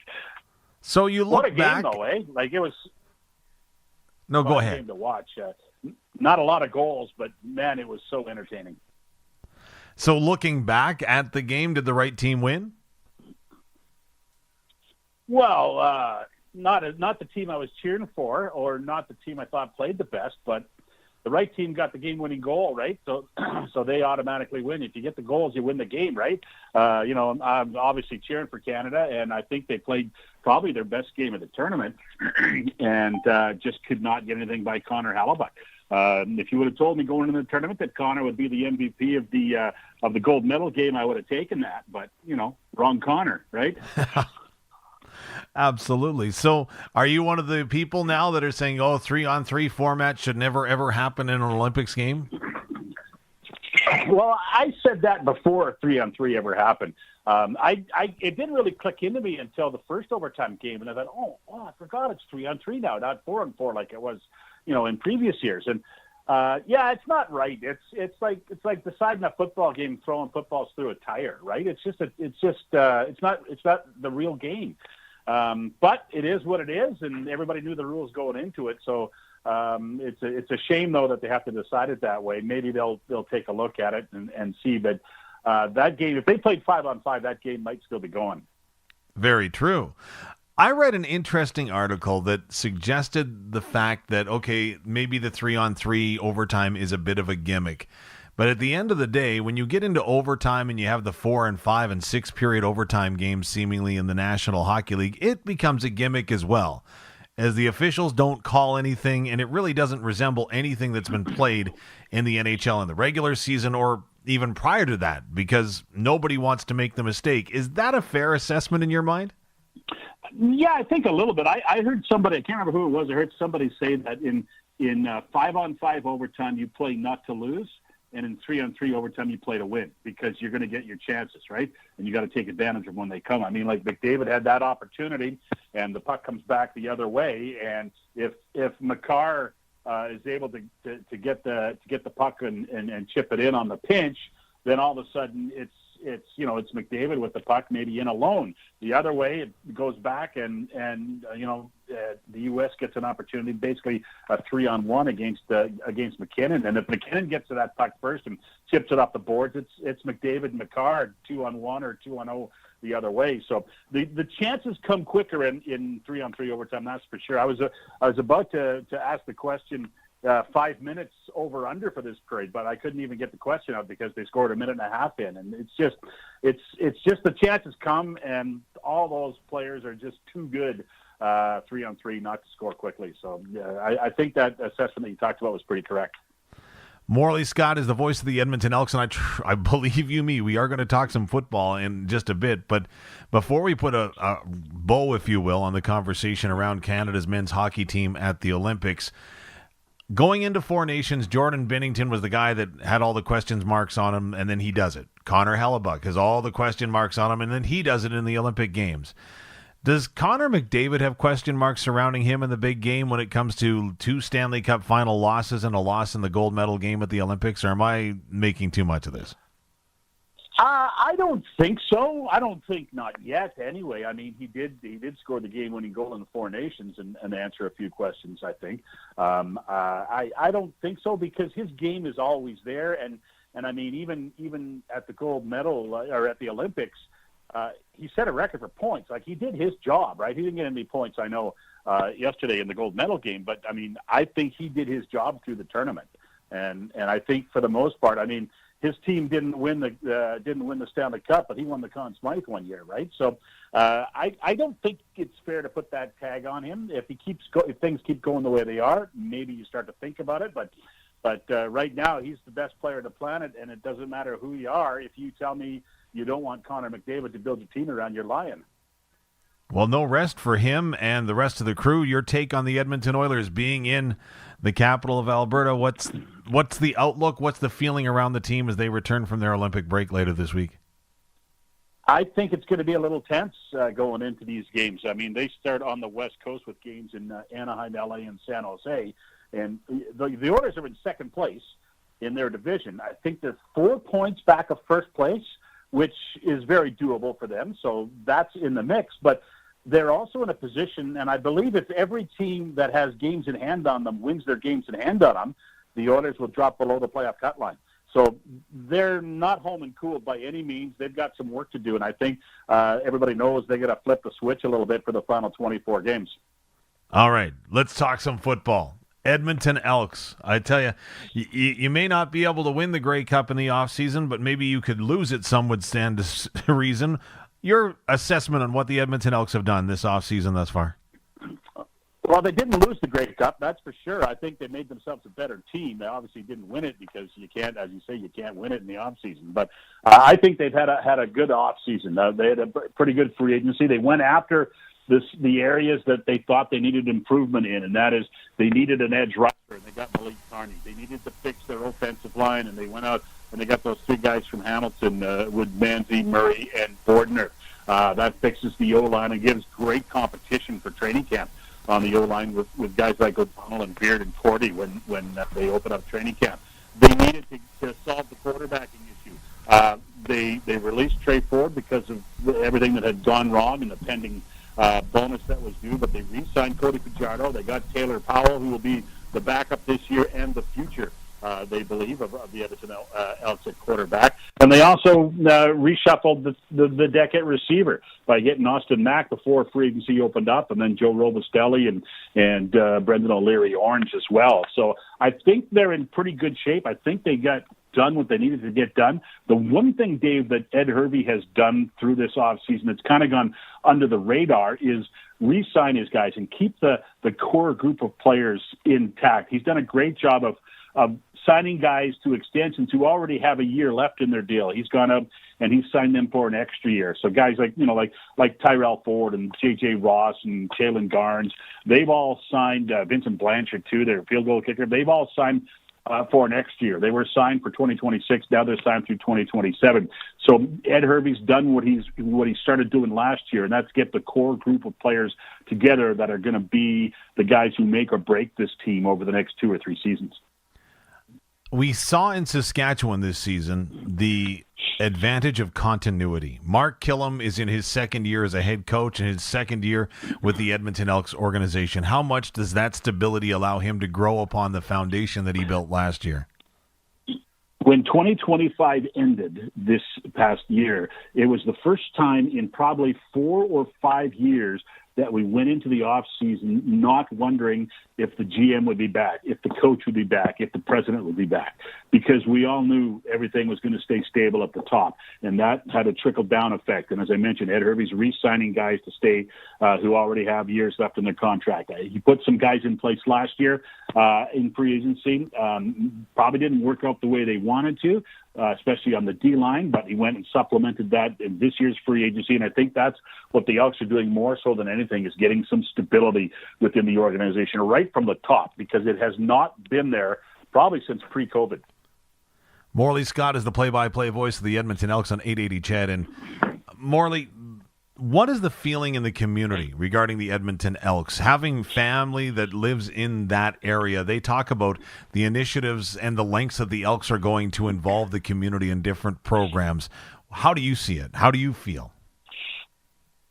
I think it's turning. I think they're starting to rebuild that bridge between the organization and the fan base. A week ago, this past Wednesday, so almost 2 weeks ago, they had after free agency, they had an event for some season seat holders at a local restaurant downtown, and they had most of the players that they signed in free agency were there. So they brought back Fajardo, and Justin Rankin was there, and they had brought a bunch of season seat holders in. And I was emceeing it, and the thing that hit me most about it was the smiles, how everybody was happy. Everybody seemed excited about the new season and seemed to be in a good place when you're talking about the Double E. Then what really hit me was the next day, and they posted some stuff on social media.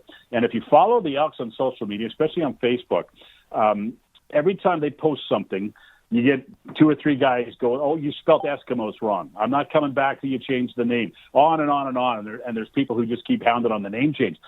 All we saw in the comment section after that event was people saying what a great night it was, how fun it was to talk football with all the players. The new players are great. It just seemed that, to me, all of a sudden I'm thinking, wow, maybe we have turned a corner here, and the fans are starting to hop on board, because the fans have been beat up pretty bad here in the last 5 or 6 years, right?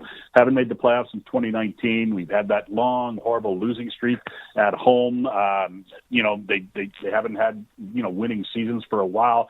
I think things are turning around very slowly. I've kind of been bit the last couple of years. I thought they were going to be better than they were, but they're slowly chipping away, and I believe that obviously it's going to be, I think, next year the best team they've had here since they made the playoffs in 2019.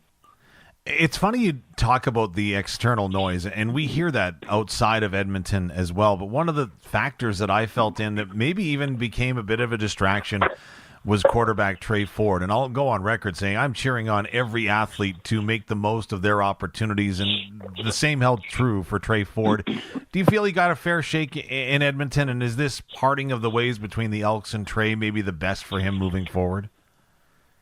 I think it's the best for everybody involved. I think he got a fair shake. I mean, he started the first 5 games of last year, right? Mm-hmm. And he was 1-4. He had his chance to start at the end of the last couple of seasons, and he didn't do poorly, but he did well enough to keep that hope alive. But it just wasn't working. I mean, Trey Ford first off, I like him, and I hope he has all sorts of success in Hamilton, and I hope he gets to play a long and healthy CFL career. But for whatever reason, it just wasn't working here. And I think that Chris Jones drafted him with the idea to try and make him something that he wasn't. Maybe get him to play receiver or just be a gimmick guy. And Trey wants to be a quarterback, and he's made no bones about that. He skipped an opportunity his rookie year in Edmonton. He skipped an opportunity to go to an NFL rookie camp, to come to rookie camp in Edmonton, because the Elks are going to play him at quarterback, and the NFL team wanted him to line up as a receiver. And he said, "No, I'm a quarterback. I'm going there because they're going to give me a chance to be a quarterback." So I like that part of it, and I think he's going to be good. But for whatever reason, it just wasn't working here. He made plays.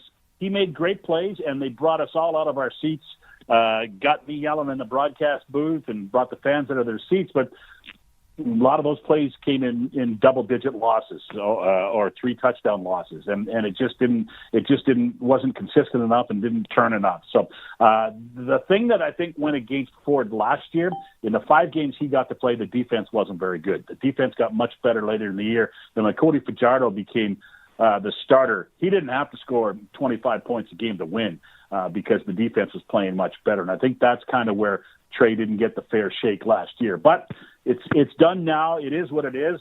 He is gone. The Elks have moved on. He's moved on, and I'm sure he'll be happy playing pretty much in his hometown, and I wish him all sorts of luck. But the Elks are pretty happy with what Cody Fajardo did last year, and moving forward with him for at least one more season as their quarterback. Any surprises in CFL free agency or the offseason thus far? I don't think so. it's the way things leak out now during the communication week. It's pretty hard to surprise anybody, right? Yeah. But I think it pretty much went as you would have thought. Calgary lost a lot of people to the NFL. I think the Riders lost a few guys through free agency. It's the same as it is every year, right? Some teams load up and some teams lose guys and try and repair any kind of damage within. So we'll see what happens when May rolls around. But yeah, not really that surprised just off the top of my head. All right, last thing before I let you go, Morley Scott, is the CFL Combine. Regina was privileged enough to hold the event last year, and it was pretty eye-opening just to watch and see and understand what the athletes were going through. And again, the scrutiny that they were under with so many different eyes. Edmonton is hosting that event this year. What's open to fans? What can you tell us about anything that is going on in and around Edmonton? It sounds like there's a lot of things planned over that 3-4 day span in March. Yeah, it's going to be the usual combine stuff, and I'm not sure. I think they're going to move a few things around so they have more seating room for fans, because holding it at the field house, which is a great facility, but it's not fan friendly. And the big gym, they did a lot of stuff when it was here 3 or 4 years ago. They did a lot of stuff in the gym in the basement at Commonwealth as well. So that's not fan friendly. And I think they're going to try and make it a little bit more fan friendly moving forward. They also have added the Coach of the Year celebration, right? The Coach of the Year dinner, which will have Corey Mason, Jason Moss up for Coach of the Year, and the Executive of the Year, and the Football Personnel of the Year, and all that other stuff that's going on. So that's going to be a nice part of it too. I think that goes on the Wednesday, and then the Combine goes Friday, Saturday, and Sunday. It was here, like I said, 3 or 4 years ago, and I got down and watched a lot of it, and it's pretty entertaining to watch, but it's kind of like drinking water out of a fire hose for a while, because there's just so much going on, and it's hard to keep track of all the players and all the kids who are taking part of it. But it's a big-time event, and it's an important event, too, so it's going to be cool to get a chance to look at it again. Absolutely. Morley Scott, appreciate your time. Again, thank you so much for doing this. And the countdown is on. I can't wait to see you at Commonwealth Stadium or at Mosaic Stadium, whichever comes first this season. What is it? I think it's about 11 or 10 weeks till training camp coming up this weekend. So, yeah, it seems like a long way away, but this part of the offseason often goes very fast. So I'm looking forward to it, Dave. It's always good to talk to you. Morley Scott is the voice of the Edmonton Elks on 880 CHED. Yes, 880 CHED in Edmonton, Alberta. Thank you so much for your time, sir, on the Western Pizza Guest Hotline. This Monday edition of the Sports Cage for sasktoday.ca rolls on in a moment. We'll take a break. We're streaming on sportscage.com and, of course, always live on your radio, celebrating 100 years. 620 CKRM. Winter's not done yet, but your home projects can be. Finish the season strong with Freeze Tallman. From updating interior doors and trim to boosting attic insulation that helps keep heating costs down, Freeze Tallman has what you need. Thinking about a home office or finally setting up that home gym? Now's the time. And when it's cold outside, staying warm means staying in, so Freeze Tallman delivers right to your door. Visit freezetallman.com. Freeze Tallman. Locally owned, family grown. Rooted in our community for 70 years. The auction calendar is stacked at Ritchie Brothers, and an exciting Regina Unreserved auction is happening March 24th. Visit the Ritchie Brothers website or Regina location to view a wide variety of used equipment from top brand manufacturers. You won't want to miss this great opportunity. Head to rbauction.com/Regina to sign up and be ready for the auction. Again, that's rbauction.com/Regina. 10 at 12.5. Getting in on more of the sports action you want is as easy as playing at sportselect.com. Simply make your picks online, generate your QR code, and lock in your bet at your local lotto spot retailer. Then sit back, watch the game, grip your chair, and high-five anyone nearby. Every bet is 100% legal with the chance of winning cash in hand. When you're ready to play, bet on the original. Must be 18 plus to play. Play responsibly. The Sports Cage Clutch Performer, brought to you by Kellen Solar. 35 years of experience, moving water from a dugout or well without electricity. Visit kellensolar.com to find out more about your livestock operation.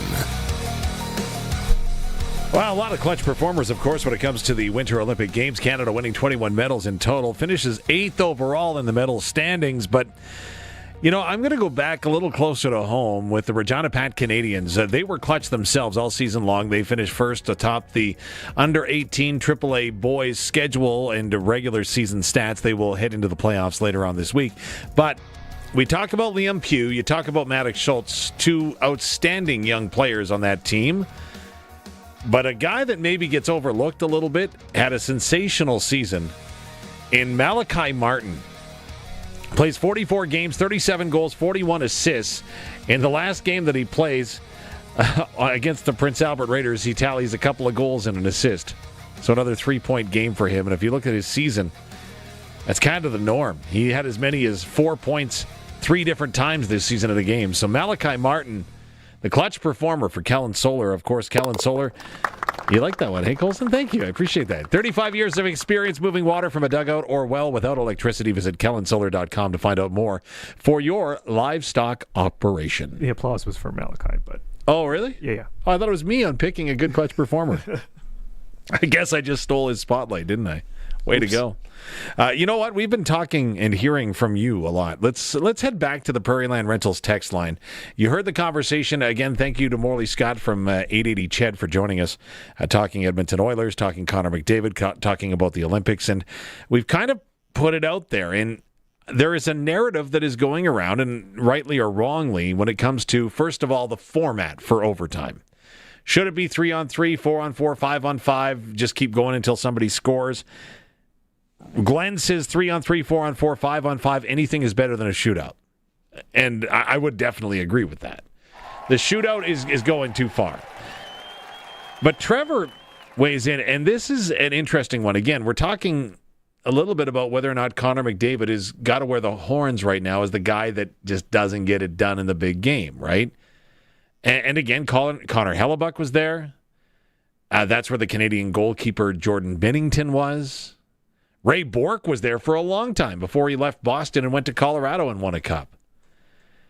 Is McDavid in that category right now as elite athletes that just haven't been able to get it done when it needs to get done in crunch time? Trevor says, I don't mind 3-on-3 overtime. I would like to see 4-on-4. He says Crosby will be 42 at the next Olympics. I think McDavid will be fine. Taking too much heat. Every Canadian would take every day, probably every time, the puck on his stick. If McDavid, McKinnon, Makar, Celebrini, and if Sid is available to win a game, they would put it on their stick all the time. We would all take that. It is how it played out. Unfortunately, just didn't play out the way that we wanted. Canada badly outplayed Americans and Team Hellebuck, and Hellebuck played a game I doubt that he will ever have again. I will say if McDavid doesn't win his cup in the next 2 years, it's going to be difficult as there are way too many good young teams that in 2 years are going to be at the top of the league. San Jose, Anaheim, Chicago. Would love to say Vancouver, but unfortunately Vancouver is probably 2 or 3 years away from figuring out what they need to do to be good. So really probably 7 years away, and that's coming from a Canucks fan, Trevor here in Regina. I agree with that. Being a Canucks fan, I hear that very loudly. Leonard factors in, says, I am not okay with 3-on-3 and penalty shootout hockey overtime format. Okay. Like I said, I think 3-on-3 is better than a 5-on-5 that never ends. Just for the quality of hockey you're going to get. Granted, and like I say, you can argue, well, it's not the full team, but it's not the full team in a shootout. And in overtime, it's not the full team either. The fourth line is not playing much in overtime, if at all. If they touch the ice... Until you reach the fourth overtime period, and then they're probably getting sprinkled out there to save some legs. But and why are you doing that, though? Because shouldn't you be going all out to win the game? Oh, it depends. Is this the fourth overtime in Game 3? Or is this the fourth overtime in Game 6? It depends. It does depend. The Prairie Land Rentals text line open for you and your comments at 306-936-6262. Prairie Land Rentals and Sales since 1986 for big or small jobs. Stop in and deal with the owner. 600 Albert Street. Of course, they've got snowblowers, skid steers, power sources, moving equipment, and more. We were also talking about, it was pointed out, well, who won or who scored the game-winning goal at the Four Nations Cup? Connor McDavid did, right? Mm. So does that alleviate him from saying he can't get the job done in the big game? Perhaps. Maybe. But Ed on our chat, of course, if you're following on YouTube, you can read along, you can join in the conversation, you can like, you can subscribe, you can do all that fun stuff. Ed said the Four Nations was a fancy all-star game. Nothing really on the line. He's not wrong in that regards, but isn't the Olympics and the World Championships kind of the same thing? Oh, like not the word. I can't. Like I'm just throwing that out as a question. Okay, I understand. Because it's a tournament for the sake of figuring out who's the best, right? That's what the All-Star game is.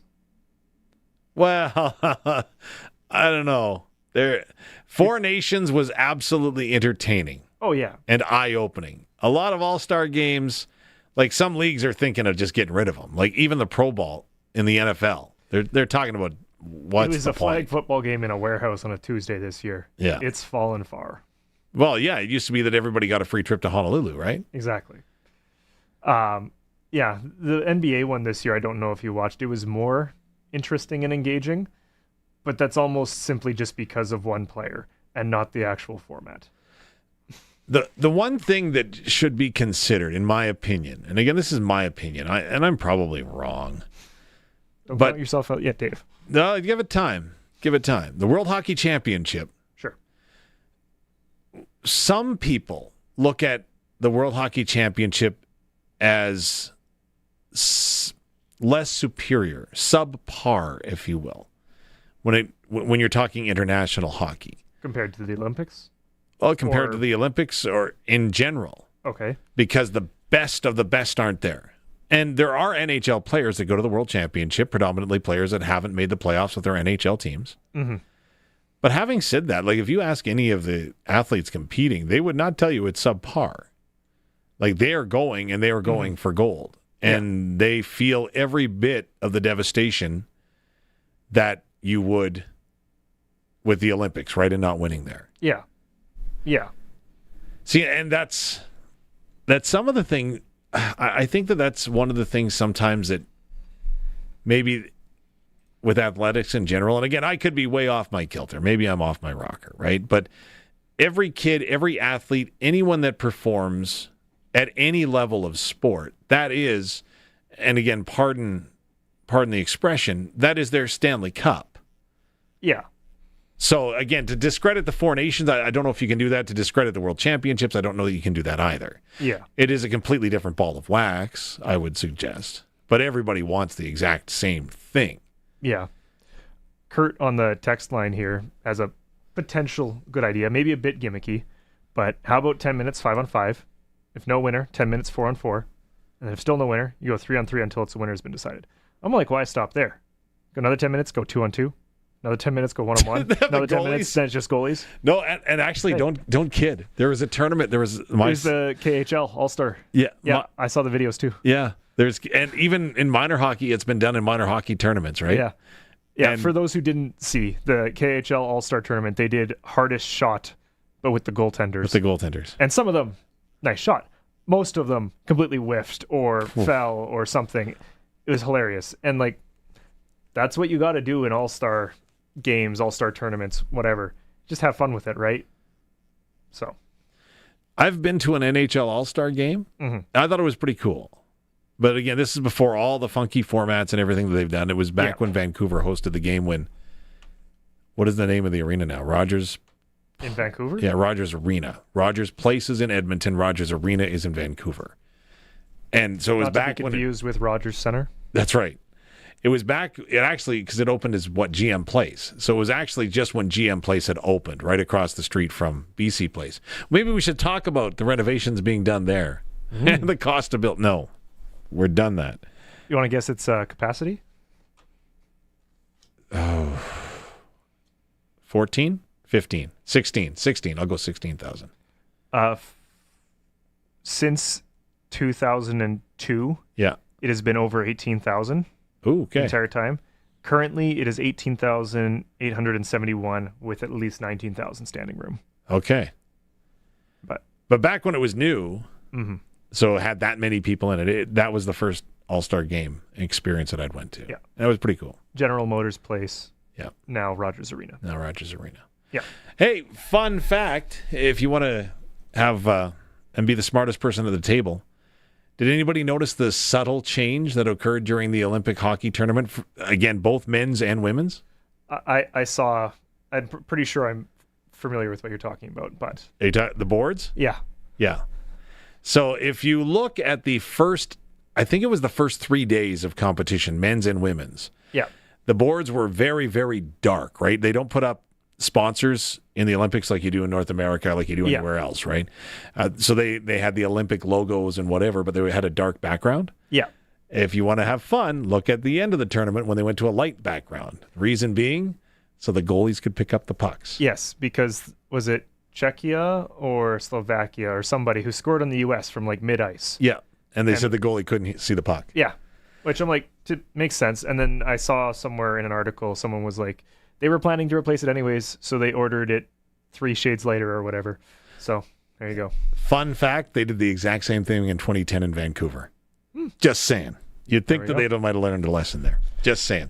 What? Communication? No. More of your comments coming from the Prairie Land Rentals text line. We'll get to your YouTube chat as well. Plus, we're going to get to the Sportscage ticker in just a moment. This is the Sportscage streaming on X, YouTube, and sportscage.com. And, of course, we are live on 620 CKRM. Get it hot, get it fast, Western Pizza. The days are shorter, it's colder out, so you're heading home, and your stomach is making that sound like it's sucking up to your spine. How about a delicious Western pizza? Imagine it, a golden, crispy crust holding a mountain of melty cheese, savory pepperoni, fresh veggies, and that perfect drizzle of sauce. Every bite is warm and exactly what your cold, hungry self ordered. Western Pizza. Dine in or take out today, before your stomach starts making demands. And get it hot, get it fast, Western Pizza. The auction calendar is stacked at Ritchie Brothers, and an exciting Regina Unreserved auction is happening March 24th. Visit the Ritchie Brothers website or Regina location to view a wide variety of used equipment from top brand manufacturers. You won't want to miss this great opportunity. Head to rbauction.com/Regina to sign up and be ready for the auction. Again, that's rbauction.com/Regina. 20, 10, that's 12.5. It's time for the Sports Ticker. The early bird spring sale is on now at Extreme Hockey. 15 to 25% off store-wide. 1425 McIntyre Street. Online at extremehockey.net. And now open in Moose Jaw. A couple of games we're keeping an eye on the ice tonight. Prairie Junior Hockey League, Pilot Butte and Moosomin to take on the Steelhawks. Pilot Butte leads that best-of-3 Survivor Series 1-0. And up north, Prince Albert taking on Tisdale. Tisdale needs a win to get into the Saskatchewan Under-18 AAA Boys playoffs. It is the final regular season game for the league, and if Tisdale wins, well, then there's some math involved to see if they get in or if the Contacts will get in. Just win and you're in. That is your Sportscage ticker, brought to you by Extreme Hockey. Time to head out once again on the Western Pizza Guest Hotline. We're heading to Croft Electric. Mr. Croft joins us, and Auto Trader 400. I've been brought to my attention that Curtis Gammon, our fantastic producer here at Sportscage, apparently ahead of you in the standings. He said it, not me. He is ahead of you as well, by the way, Dave. Yeah. And I think now that you're in the NASCAR pool, I think you can go to Crofty and Dave. Or what's your actual nickname, Dave? That I can say on the radio? I can't remember my nicknames. But there you go. But now that I'm in, we're on a first nickname basis. Well, I appreciate that. I do want to get your thoughts. Tyler Reddick goes ahead, takes the checkered flag. Were you surprised by that? 100% surprised. I'm not going to lie. I was up early watching the gold medal game, and there might have been a mid-race nap for me in the NASCAR race. But yeah, I mean, he won that race without a front fender. Yeah. Which at an aero-dependent track like Atlanta, that's pretty amazing. So that's 2 in a row for him, as well as Michael Jordan Racing. So that's setting a new stage. That's awesome. Yeah. Well, you know what? Nobody likes surprises, right? And maybe some are good, some are bad, but the bad ones nobody wants. And you can help us with the work that you and Croft Electric are doing right now when it comes to making sure that we maintain our own personal power grid, if you will. Excellent question. We were just talking about that in the office. Amy and I, we rolled out our preferred customer program the last couple months of it. We're really, I mean, it's -2, -3 right now, and spring is around the corner. I know we're going to get some snow again tonight, but you get in on the preferred program. We give you priority booking on those spring and summer projects. Let us come out, assess that electrical system in your home, shop, farm, barn, whatever it is, and we can get ahead of that, any problems, and then as well as we can start talking about those spring, summer projects that we all have in the back of, rolling around the back of our heads that are currently covered with snow. But we want to get to them as soon as we can. So we're happy to come out and assess and give you a quote and hit the ground running when the water starts running. Now, I know that downtime is never a good time when we're talking to our producer friends, and when you become a part of that preferred customer program, you can go ahead and you can get some priority bookings, whether it's long-term or short-term help that you need, right? Oh, for sure. And that also, you can jump the line on if you're a preferred customer, as well as you have access to our 24-hour calls. So we have a 24-hour number that we give out to preferred customers that, when you have those problems in the middle of the night, a lot of them can be fixed, but you want to give us a call, and sometimes we can talk you through them, or sometimes we'll send a tech out and make sure that whatever it is, a water bowl, something in your home, something in your business, something happens. We never like when emergencies happen, but we're here when they do. You can follow Croft Electric on social media. You can find your website, or you can talk to a human being. What's the phone number, Crofty? 306-586-1333. And yeah, Amy's amazing. She'll juggle and get you in. And we do have appointments open this week and next week still for those, for anything really, but as far as those assessments for your electrical system. It's funny, you say appointment, I need examination. I don't know why I keep picking Kyle Busch. Crofty, appreciate this. Again, have a great Monday, and we'll talk to you later this week. Thanks, guys. You too. Croft Electric, check them out today. They will help you out when you are in a pinch. It's time to take a break for news. Coming back on the other side with Double Talk and Darian Durant. This is the Sports Cage at sportscage.com and on 620 CKRM. Proudly broadcasting from Treaty 4 territory, the homeland of the Dakota, Nakota, Lakota, Saulteaux, and on the homeland of the Métis Nation. We are 620 CKRM Regina, a Harvard media station. Good evening, I'm Tanner Wallace Scribner from the SaskToday.ca newsroom with 620 CKRM News for Echo Sound in Fort Capel. Stay connected with a new cell phone from Echo Sound. Call 306-332-6711 and brought to you by the Capital Automotive Group. Capital's 100K giveaway is back. See capital100k.ca for more information. The federal government says over 26,000 Canadians in Mexico have registered for assistance as violence continues in several parts of the country. Foreign Affairs Minister Anita Anand says more than 8,000 people reached out to Global Affairs Canada in the last day alone. She says Canadians should follow local directions and stay sheltered if advised. James Bogus, the CEO of the Regina Airport Authority, said to check with the airlines for flights coming in or out of Mexico in the coming days. If you are traveling or considering travel to Puerto Vallarta, just please make sure you check with your airline for flight status. There's no need to come to the airport if your flight's been canceled, as there's no other way to book you down there given the circumstances at the moment. The unrest began after a cartel leader was reportedly killed. The federal government is investing $855,000 in a new composting and food production project led by the Cowessess First Nation. Announced in Regina, the Prairie's canned funding will help build a rapid composting facility that turns organic waste into fertilizer within weeks instead of months. Partners include B Nature Biotech of Saskatoon and Pro Metal Industries of the Pasqua First Nation. Liberal Member of Parliament Bucky Bellinger praised the groups for their job creation. But if there's one thing rural and Indigenous communities know, we know how to adapt and how to move forward. Right now, as our Prime Minister says on numerous occasions, Canada needs to become its own best customer. The project will also include a growing dome for year-round food production, helping create local jobs and reduce reliance on imported food and synthetic fertilizers. The province is marking National Human Trafficking Awareness Day with a new video campaign that's aimed at educating residents about the issue. The video explains how trafficking happens, highlights warning signs, and directs people to stoptrafficking.ca for resources. The government says the campaign supports victims, bystanders, and communities by increasing awareness. It runs until the end of March and is supported by the Status of Women Office, the Ministry of Justice, and 201 Saskatchewan, with federal funding through the National Action Plan to End Gender-Based Violence.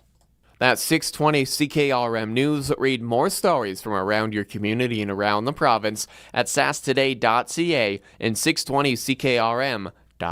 Capital's 100K giveaway is back for 2026. The Capital Automotive Group is giving away $100,000 in cash and prizes with no strings attached. We're proud to be part of communities across Western Canada, and we know it's those communities that allow us to exist. So every once in a while, once a year to be exact, we're going to say thanks by giving away $100,000 in cash and prizes. To learn more and enter to win, check out capital100k.ca. Capital's 100K giveaway. Do not miss it. Picture this. You sit down to watch TV and suddenly your screen freezes harder than a triple axle. If you're ready for a smoother routine, Echo Sound, your SaskTel authorized dealer, has a better idea. Max TV Stream. More streaming, less buffering. A performance that actually sticks the landing. And while you're at it, glide into fast SaskTel internet and cell phone packages that are balanced, reliable, and make sense for your household. Smart entertainment, smart connectivity. Echo Sound, your SaskTel authorized dealer in Fort Qu'Appelle. EchoSound.ca. The weather is brought to you by Line X Regina. Serious protection, killer looks. 1865 McCarra Street. Weak low pressure skips to our south tonight with some snow shower activity, but little accumulation here. Looks like maybe a few centimeters well east of town. Low-level moisture will linger with a cloudy, cold day tomorrow. Drier air will feed in with milder temperatures as we look forward to Wednesday. Thursday should be the pick of the week, well above normal temperatures before we get back to typical February readings with falling temperatures during the day on Friday. Snow showers likely tonight, little accumulation, minus 16. Northwest winds increase to 20 to 35. Mostly cloudy tomorrow with a high of minus 13. Northwest winds at 15 to 25. Partly cloudy, minus 19 Tuesday night, a light south breeze. Partly sunny on Wednesday, minus 2. Sunny, CKRM Precision Weather Forecast. I'm meteorologist Russ Morley. First evolved, and we're not stopping now. The next generation is here. Same family, same commitment. Ready for the next generation of truck beds, rocker panels, trailers, bumpers, and running boards in all kinds of colors. Line X Regina, 1865 McCarra Street. The next generation of protective coatings. Broadcasting from Century Studios in downtown Regina, Harvard Media presents The Sports Cage, where Saskatchewan comes to talk local sports. Visit satstoday.ca for the voices of Saskatchewan, your news, ag, and sports portal. Think of it like a newspaper from the old days, without the inky hands. Be part of the show. Call 1-866-767-0620 or text 306-936-6262. The Sports Cage. Streaming at sportscage.com, our YouTube channel, and on the radio at 620 CKRM. Good afternoon, Saskatchewan. Into the final hour of the program. Dave Thomas filling in for Tegan Whitco on this Monday afternoon. Tegan a little under the weather, but she will be back in full force and fine spirits next week. Barney Schenkrick returns from vacation tomorrow here on the Sports Cage. Boy, lots happening in the world, including 2 big minor hockey games that we're tracking. Blue Jays fall again in spring training. Maybe that's not the biggest thing, but everybody is talking about the Olympics, and we're going to do that now. From 5 rings to 2 Ds, it's Double Talk with Darian Durant. It's time for Double Talk with Saskatchewan Roughrider legend Darian Durant. Double Talk is brought to you by Campbell Safety Consulting. At Campbell Safety Consulting, we work towards helping companies create a competitive edge by executing a proactive health and safety program. Legendary Saskatchewan Roughrider quarterback Darian Durant joining us on the Western Pizza guest hotline. If you're looking for the perfect pie, tonight is the night. Stop in and see Western Pizza. Mr. Durant, great to see you. I hate asking friends for money, but I don't suppose you'd have an extra $7.9 billion laying around, because we could buy Seattle Seahawks franchise if we wanted. I know, that would be amazing, right? Defending Super Bowl champs up for sale. That's kind of unheard of. Oh. Could you imagine you win one of the Powerballs down there and all of a sudden you become the owner of an NFL team? Wow, that would be amazing. I mean, if I could, continue to be in football in that capacity, then that would be the goal. Anything else where I have to deal with the day-to-day, no way. I was saying, what would you do if you owned the team, right? For one day. Like, I think I would want to go and be on the practice field for one day, even though I have no athletic ability, and definitely be wearing a red jersey. That would be fun. And being a younger guy, you don't see too many younger owners out there. So I would definitely get out there, get in the mix, be one of those owners that's always, in the drills, participating with the guys, be one of the cool owners, so to speak. So that would be exciting for me. Would you follow the Indianapolis Colts ownership, be on the sideline with the earpiece in? Nah, I don't like that. I don't like that. That to me, that seems like a little too much pressure. You're already under enough pressure, but to have the person that's over everything, signs your checks, that she's on the headset with the coach, could be talking about you. It's just too much going on with that. So I don't like that form of ownership. But I would definitely be the behind the scenes guy that the guys could come talk to and form a relationship with. I'm not going to kid you, and I really hadn't even thought about discussing this, but I would have thought almost by now that the NFLPA might have had a grievance or something with that. You're right. It seems really out of the ordinary. Yeah, look, guys are under enough pressure on a day-to-day basis, week to week. You could possibly you're a bad game away from losing your job, and then the extra pressure of having the owner on the sidelines. And this is no offense, but being a woman at that, who you kind of question: does she know enough about football? Is she making the right decisions with the personnel? It's just too much going on there. So I would definitely be uncomfortable. Well, and again, if I own the team, you'd definitely be uncomfortable because I don't know enough either. So absolutely not. Would you be a sideline owner? Oh, I would be, but I would offer nothing.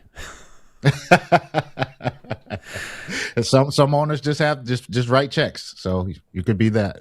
Yeah, true. Again, if I had the money, I would write the check. Yeah, Darian, right now, Canada is enthralled with the Winter Olympic Games having wrapped up. Of course, the Canadian men's hockey team falling to the U.S. Where you are, what impact does the Winter Olympic Games have, if anything? Well, it's a little bit different down here. Ever since I moved to Florida, I'm right around the corner from the Panther Stadium. I mean, hockey's exciting here, so it's a little bit different vibe being in this area, being where the Stanley Cup champs are. Hockey's a big deal here, so I'm sure in other places around the country, a lot of Americans don't really pay attention. But being in this area for the past 2 years has really opened my eye to how it could be in a hockey town. So did you and the kids get up early and watch the game yesterday? No, we didn't. We actually, what's crazy, we were at the Panthers stadium for a gymnastics competition for my daughter. So I was in the arena thinking about it for sure, but just wasn't able to pick up on it. That's very cool. Well, there are some parallels in my world that are coming out of this hockey game. In the fact that Connor McDavid, by some, the Canadian captain, is being labeled as the guy that can't get it done in the big game. He has lost 2 Stanley Cup finals. He has now lost a gold medal championship game at the Olympics. How unfair is that to an athlete, and how much can that weigh on your shoulders? Yeah, I think it's unfair, especially while he's in the prime of his career. I mean, just let it play out, give it some time. I'm sure him being, one of the best players on ice, he'll get it done at some point. I mean, he's right there on the cusp. But I mean, it's a lot of ups, and then there's a 4 or 5 year window. Artists in the big games, whatever ability, being one of the best players in the world, you would just let his career play out, see how it goes, and doesn't win one, either a gold medal or a Stanley Cup, then you can maybe throw these things out, so to speak. I mean, you have to let these things play out. So there's a lot of pressure on them for sure. Canada is rich in hockey, and there's some high expectations there, and so I understand, but I just wish that more fans would and critics would just give them some more time. Can it be a positive and a negative thing at the same time? Yeah, I would look at it positively for, just it gives you that fire. It gives you the motivation to go out there and just go a little bit harder, work out a little bit harder in the off season, whatever you have to do to push yourself just a little bit more to get to that point that can get you over the hump. But yeah, I mean, pressure comes with any and every position, but especially when, you have an entire nation that's looking at you as the guy and you failed a couple times. I mean, the pressure just mounts, it builds, and it could make them the most out of you, or it could bring you down. But Connor seems to be strong mentally. I think he'll be fine. He's only 29 years old, so I think he has some time to get it done. Is that label of being unable to get the job done in the big game, or the term you use, choke artist, is that the most unfair label there is in team sports? I think so, for sure. I mean, you can't do it alone. Even though in a sport like hockey where there's only a few guys on the ice, the best players can easily separate themselves from the other. But this is a team sport. I mean, he's not the goalie. I mean, he can't get it done and, do everything out there. So at the end of the day, it is unfair, but it's just what comes with the territory when you decide to play these professional games. Now, you mentioned right, after 2009 and 2010 before 2013. So did you fear, I don't know if you want to say feel that label, but hear that label? Did you believe that was around you at all? Or does that maybe in retrospect? It's Saskatchewan. You hear it. I mean, okay. I read the articles. I can remember Jamie Nye actually saying, can Darian Durant get it done? Or will he go down as the guy that couldn't get it done? So, I mean, it's going to be thrown in your face in interviews. I think as his career goes on, he's going to be asked about it, especially when he gets into the playoffs. And if he could get into the Stanley Cup Finals again, there's going to be a question every single game. So, it's nothing you can run away from because everyone's going to bring it up. The media especially kind of feeds off what the fans are saying on X and on Instagram, whatever the hot topics are. The media is going to feed off of that as well. So he can't escape from it. I think you just have to embrace it and use it as fuel as you go forward. So obviously the clear motivation for you was always to win a championship every time you stepped on the field. You mentioned it just a moment ago. So it does continue to build that momentum until you get that opportunity to be on top of the hill? For sure. I mean, as you get older, your career is not going to get any longer. Your days are numbered, and the pressure, it gets stronger and stronger as you get older. You may not have, may be down to your last year or two. So it's always amazing to get it out the way earlier in your career. Even if you win one, you won't be labeled as a guy who, I don't like to say failure because I mean, when you make it to that level and you're such a good player, there's no way you're a failure. But when it comes to championships, I mean, some of the greats are basically judged off of their ability to win or how many championships they've won. So it's definitely something that could, ascend you to the next level of the way people view you. But I mean, you're not a failure at all.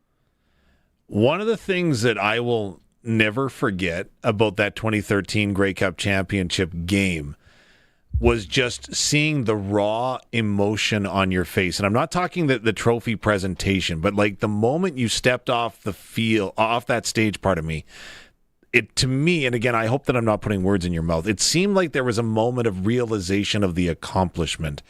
Would that be accurate? And was that accomplishment getting that criticism off your back just as much as it was in the opportunity that you had to celebrate with your teammates? Yeah, that's a part of it. I think it really doesn't hit you until the confetti starts falling and you're able to hoist the trophy and finally say, I did it. We did it finally. And I mean, there's no better feeling. And, to accomplish what we did at home, especially in front of Rider Nation, it was just crazy. And it still seems surreal to this day. But I mean, it's just so much that goes into it. It's finally a moment where you can say, and I think I said it in, my post-game interview. I was like, for anyone who doubted me or had something to say, you can't say anything now because I'm a champ and you can erase those first two L's because we got it done. But I mean, until you win, it definitely is something it's like the monkey on your back for sure. So going into 2014, then, did the motivation change at all once you'd accomplished what was your ultimate goal? Not at all. I think the opportunity to accomplish something that's never been done is something that motivated us going into 2014. We started off hot that year, and we knew that once Dress decided to go to give the NFL a shot, we had to kind of fill that void of a perennial 1,000-yard receiver, which was going to be hard to do. So we had to dig deeper as a team, knowing that one of our best players wasn't there for the first half of the season. So, I mean, I think that sometimes you can have a letdown after you win, but if you have a chance to accomplish something that's never been done, then it'll give you that motivation. And I'm sure the guys in Saskatchewan this year are looking at it like that as well. Darian Durant, Double Talk with Darian is on here on the Sportscage on a Monday, and I do want to ask you a quick question before I get back into some Olympic thoughts from you. When it comes to Weston Dressler, Rob Vanstone tells a terrific story on how this kid from North Dakota shows up and he's 5'0" and he's pretty quick and seems like he knows what he's doing, but all of a sudden, he said, in the second practice, you just knew there was something there. How soon did you come up with chemistry with Weston, and how soon did you know?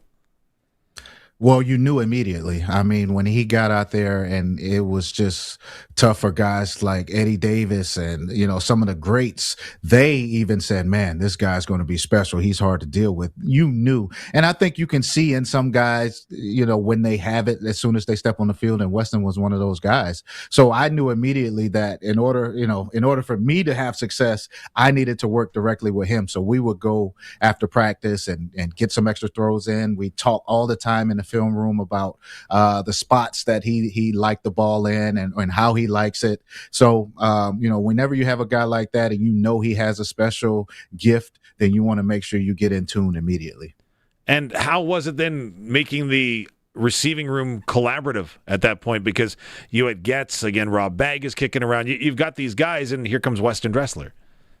It was easy, man. I mean, those guys, I think off the field relationships really matter in football because you spend so much time together every single day and you practice so much. In these other sports, you have so many games, you have a game every other night or so. But in football, you have one game every 6 or 7 days. So you have so much practice time together. So it was easy for those guys to develop that chemistry because they were naturally, compatible off the field. So once we got in the film room, we talked just like we would off the field. It made it easy. And, whenever you have a group of guys, when one knows they're not getting the ball, he's willing to run 100% down the field to clear out for the other. When you got guys that'll switch, and they'll just talk about it, they'll just switch immediately, not even have to ask because one guy's tired or one guy did it last time. When you have relationships like that, it makes it so much easier.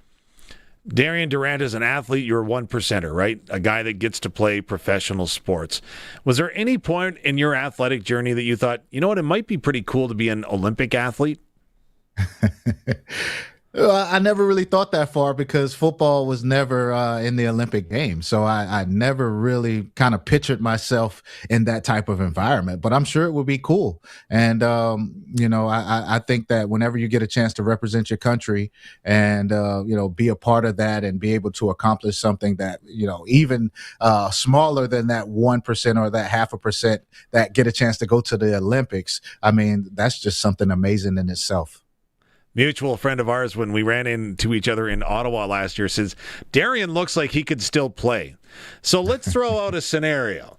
Let's say that, you decide that you're going to move to Canada full-time, get your Canadian citizenship, and 2028 Team Canada's flag football team comes a-calling. Are you into the flag football team in the Olympics? I'm in. Now, I definitely play flag. It's hitting the ground and having a big guy fall on you. That's the part of I'm in the part of my life where that just can't happen. But I can still move around a little bit. I take care of myself. I work out pretty much every day. So I would definitely try that flag thing out for sure. Okay, we've got that on the record now, but there's a number of people that went to your alma mater in North Carolina, right, that went on to the Olympics. Like, that is such a cool thing, I would think, as one athlete observing another, perfecting their craft to become the best in the world. Yeah, I mean, when I first got to North Carolina, I just went over to the soccer stadium, right? And I'm like, man, this is crazy. Like, this is bigger than my high school football stadium. And then you think about Mia Hamm and some of the other people that played in that stadium who built the tradition, who built up the program. And I mean, you name it, there are so many Carolina alum that have just been at the top of their profession. It's crazy. And then when you get these people coming back on campus, speaking to the current student athletes, that's what really brings out, the rich tradition of sports at that university. So yeah, we've been lucky to have some of the greats in every single sport participate in the Olympics, win at high levels at their profession. So it was really good being at that university for sure. On our Prairieland Rentals text line, first of all, Devo in Indian Head wants to know if you're live in studio. It sounds like you're right next to me because you've got the best audio in the business, so thank you for doing that. Doug says we should let the CFL buy Seattle. That could be a challenge with an $8 billion price tag. I get that. Yeah. But then we've got Chris here that says, did I hear Darian say that he is coaching gymnastics? Not coaching. I'm just a gymnastics dad. I have my T-shirt on. It says Amaya's dad. I support the team. And it's different for me being in a gymnastics arena and watching. You learn quickly how athletic some of these gymnasts are, man. Just the way they're able to just control their body weight. Flip multiple times in the air. My daughter, she's doing that at 6 years old, man. It's just crazy. So, man, I have definitely a newfound respect for these gymnasts and what they're able to do out there. It's crazy. Well, definitely has some genetic ability as well, right? From Darian Durant is her dad. I would like to think so. So again, do you find yourself watching through different lenses at practice and stuff? Again, it's hilarious sometimes as a dad, I would watch my kids participate in you name the sport, and all of a sudden I was the biggest expert on said sport. Do you find yourself watching your daughter that way? Not in a sense of knowing the sport, because I'm still learning myself and I'm trying to figure out what she needs to do to go from a 9.4 to a 9.7, different things like that. Is it toe pointing? What are the techniques? So I'm still learning myself. I think my job right now is to kind of keep her head on straight, keep her focused. Help motivate her. When she fails, she tends to get sad and cry a little bit and not really realize that you have 3 more events to go. You have to let that go, and you can't worry about your score on the bars. You have to go to the beam, the vault, the floor. You have all these other things to worry about. So I find myself being a mental coach more so than technique right now. But as I learn, trust me, I'm definitely going to coach her up.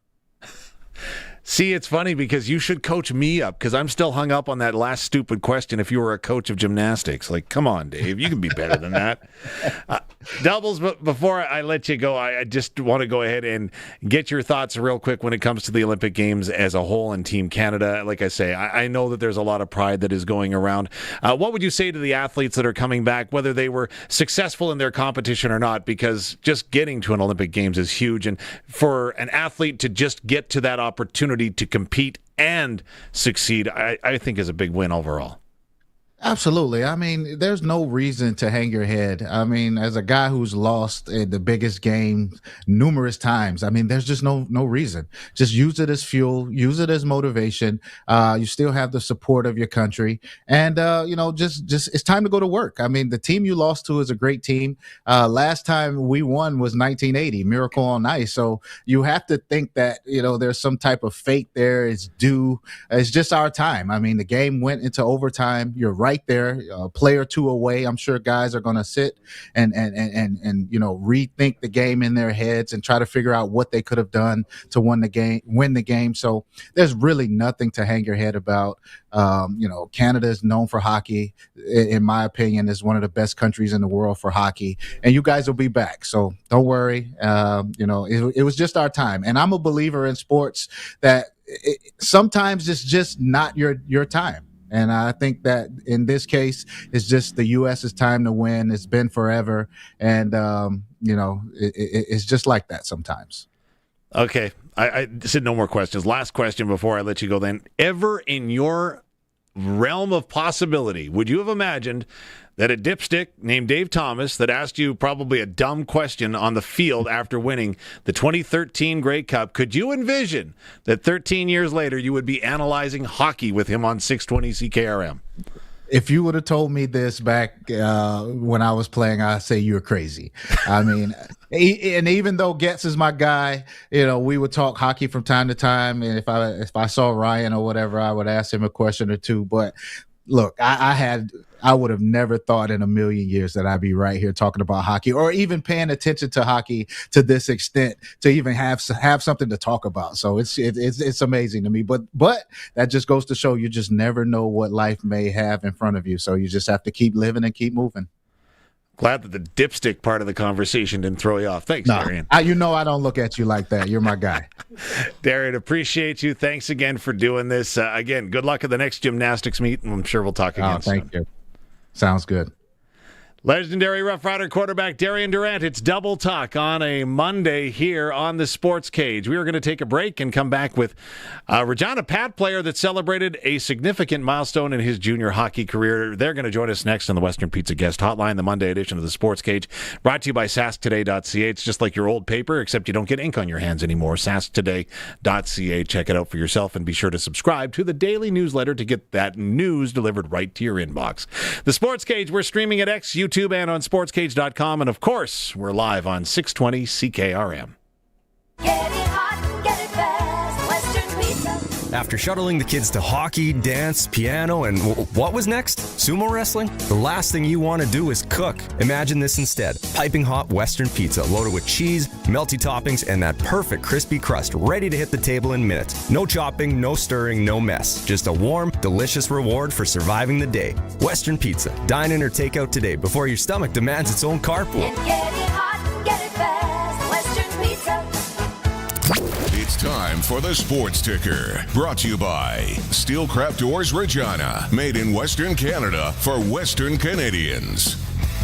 Fair games on the local ponds tonight in the Prairie Junior Hockey League. The Pilot Butte Stormer and Moosomin to take on the Steelhawks. That is Game 2 of the best-of-3 Survivor Series. Pilot Butte leading the set 1-0. Moosomin needs to win to keep their season alive. And then in under-18 AAA boys action, Prince Albert taking on the Tisdale Trojans tonight. This is interesting. Final game of the under-18 AAA League.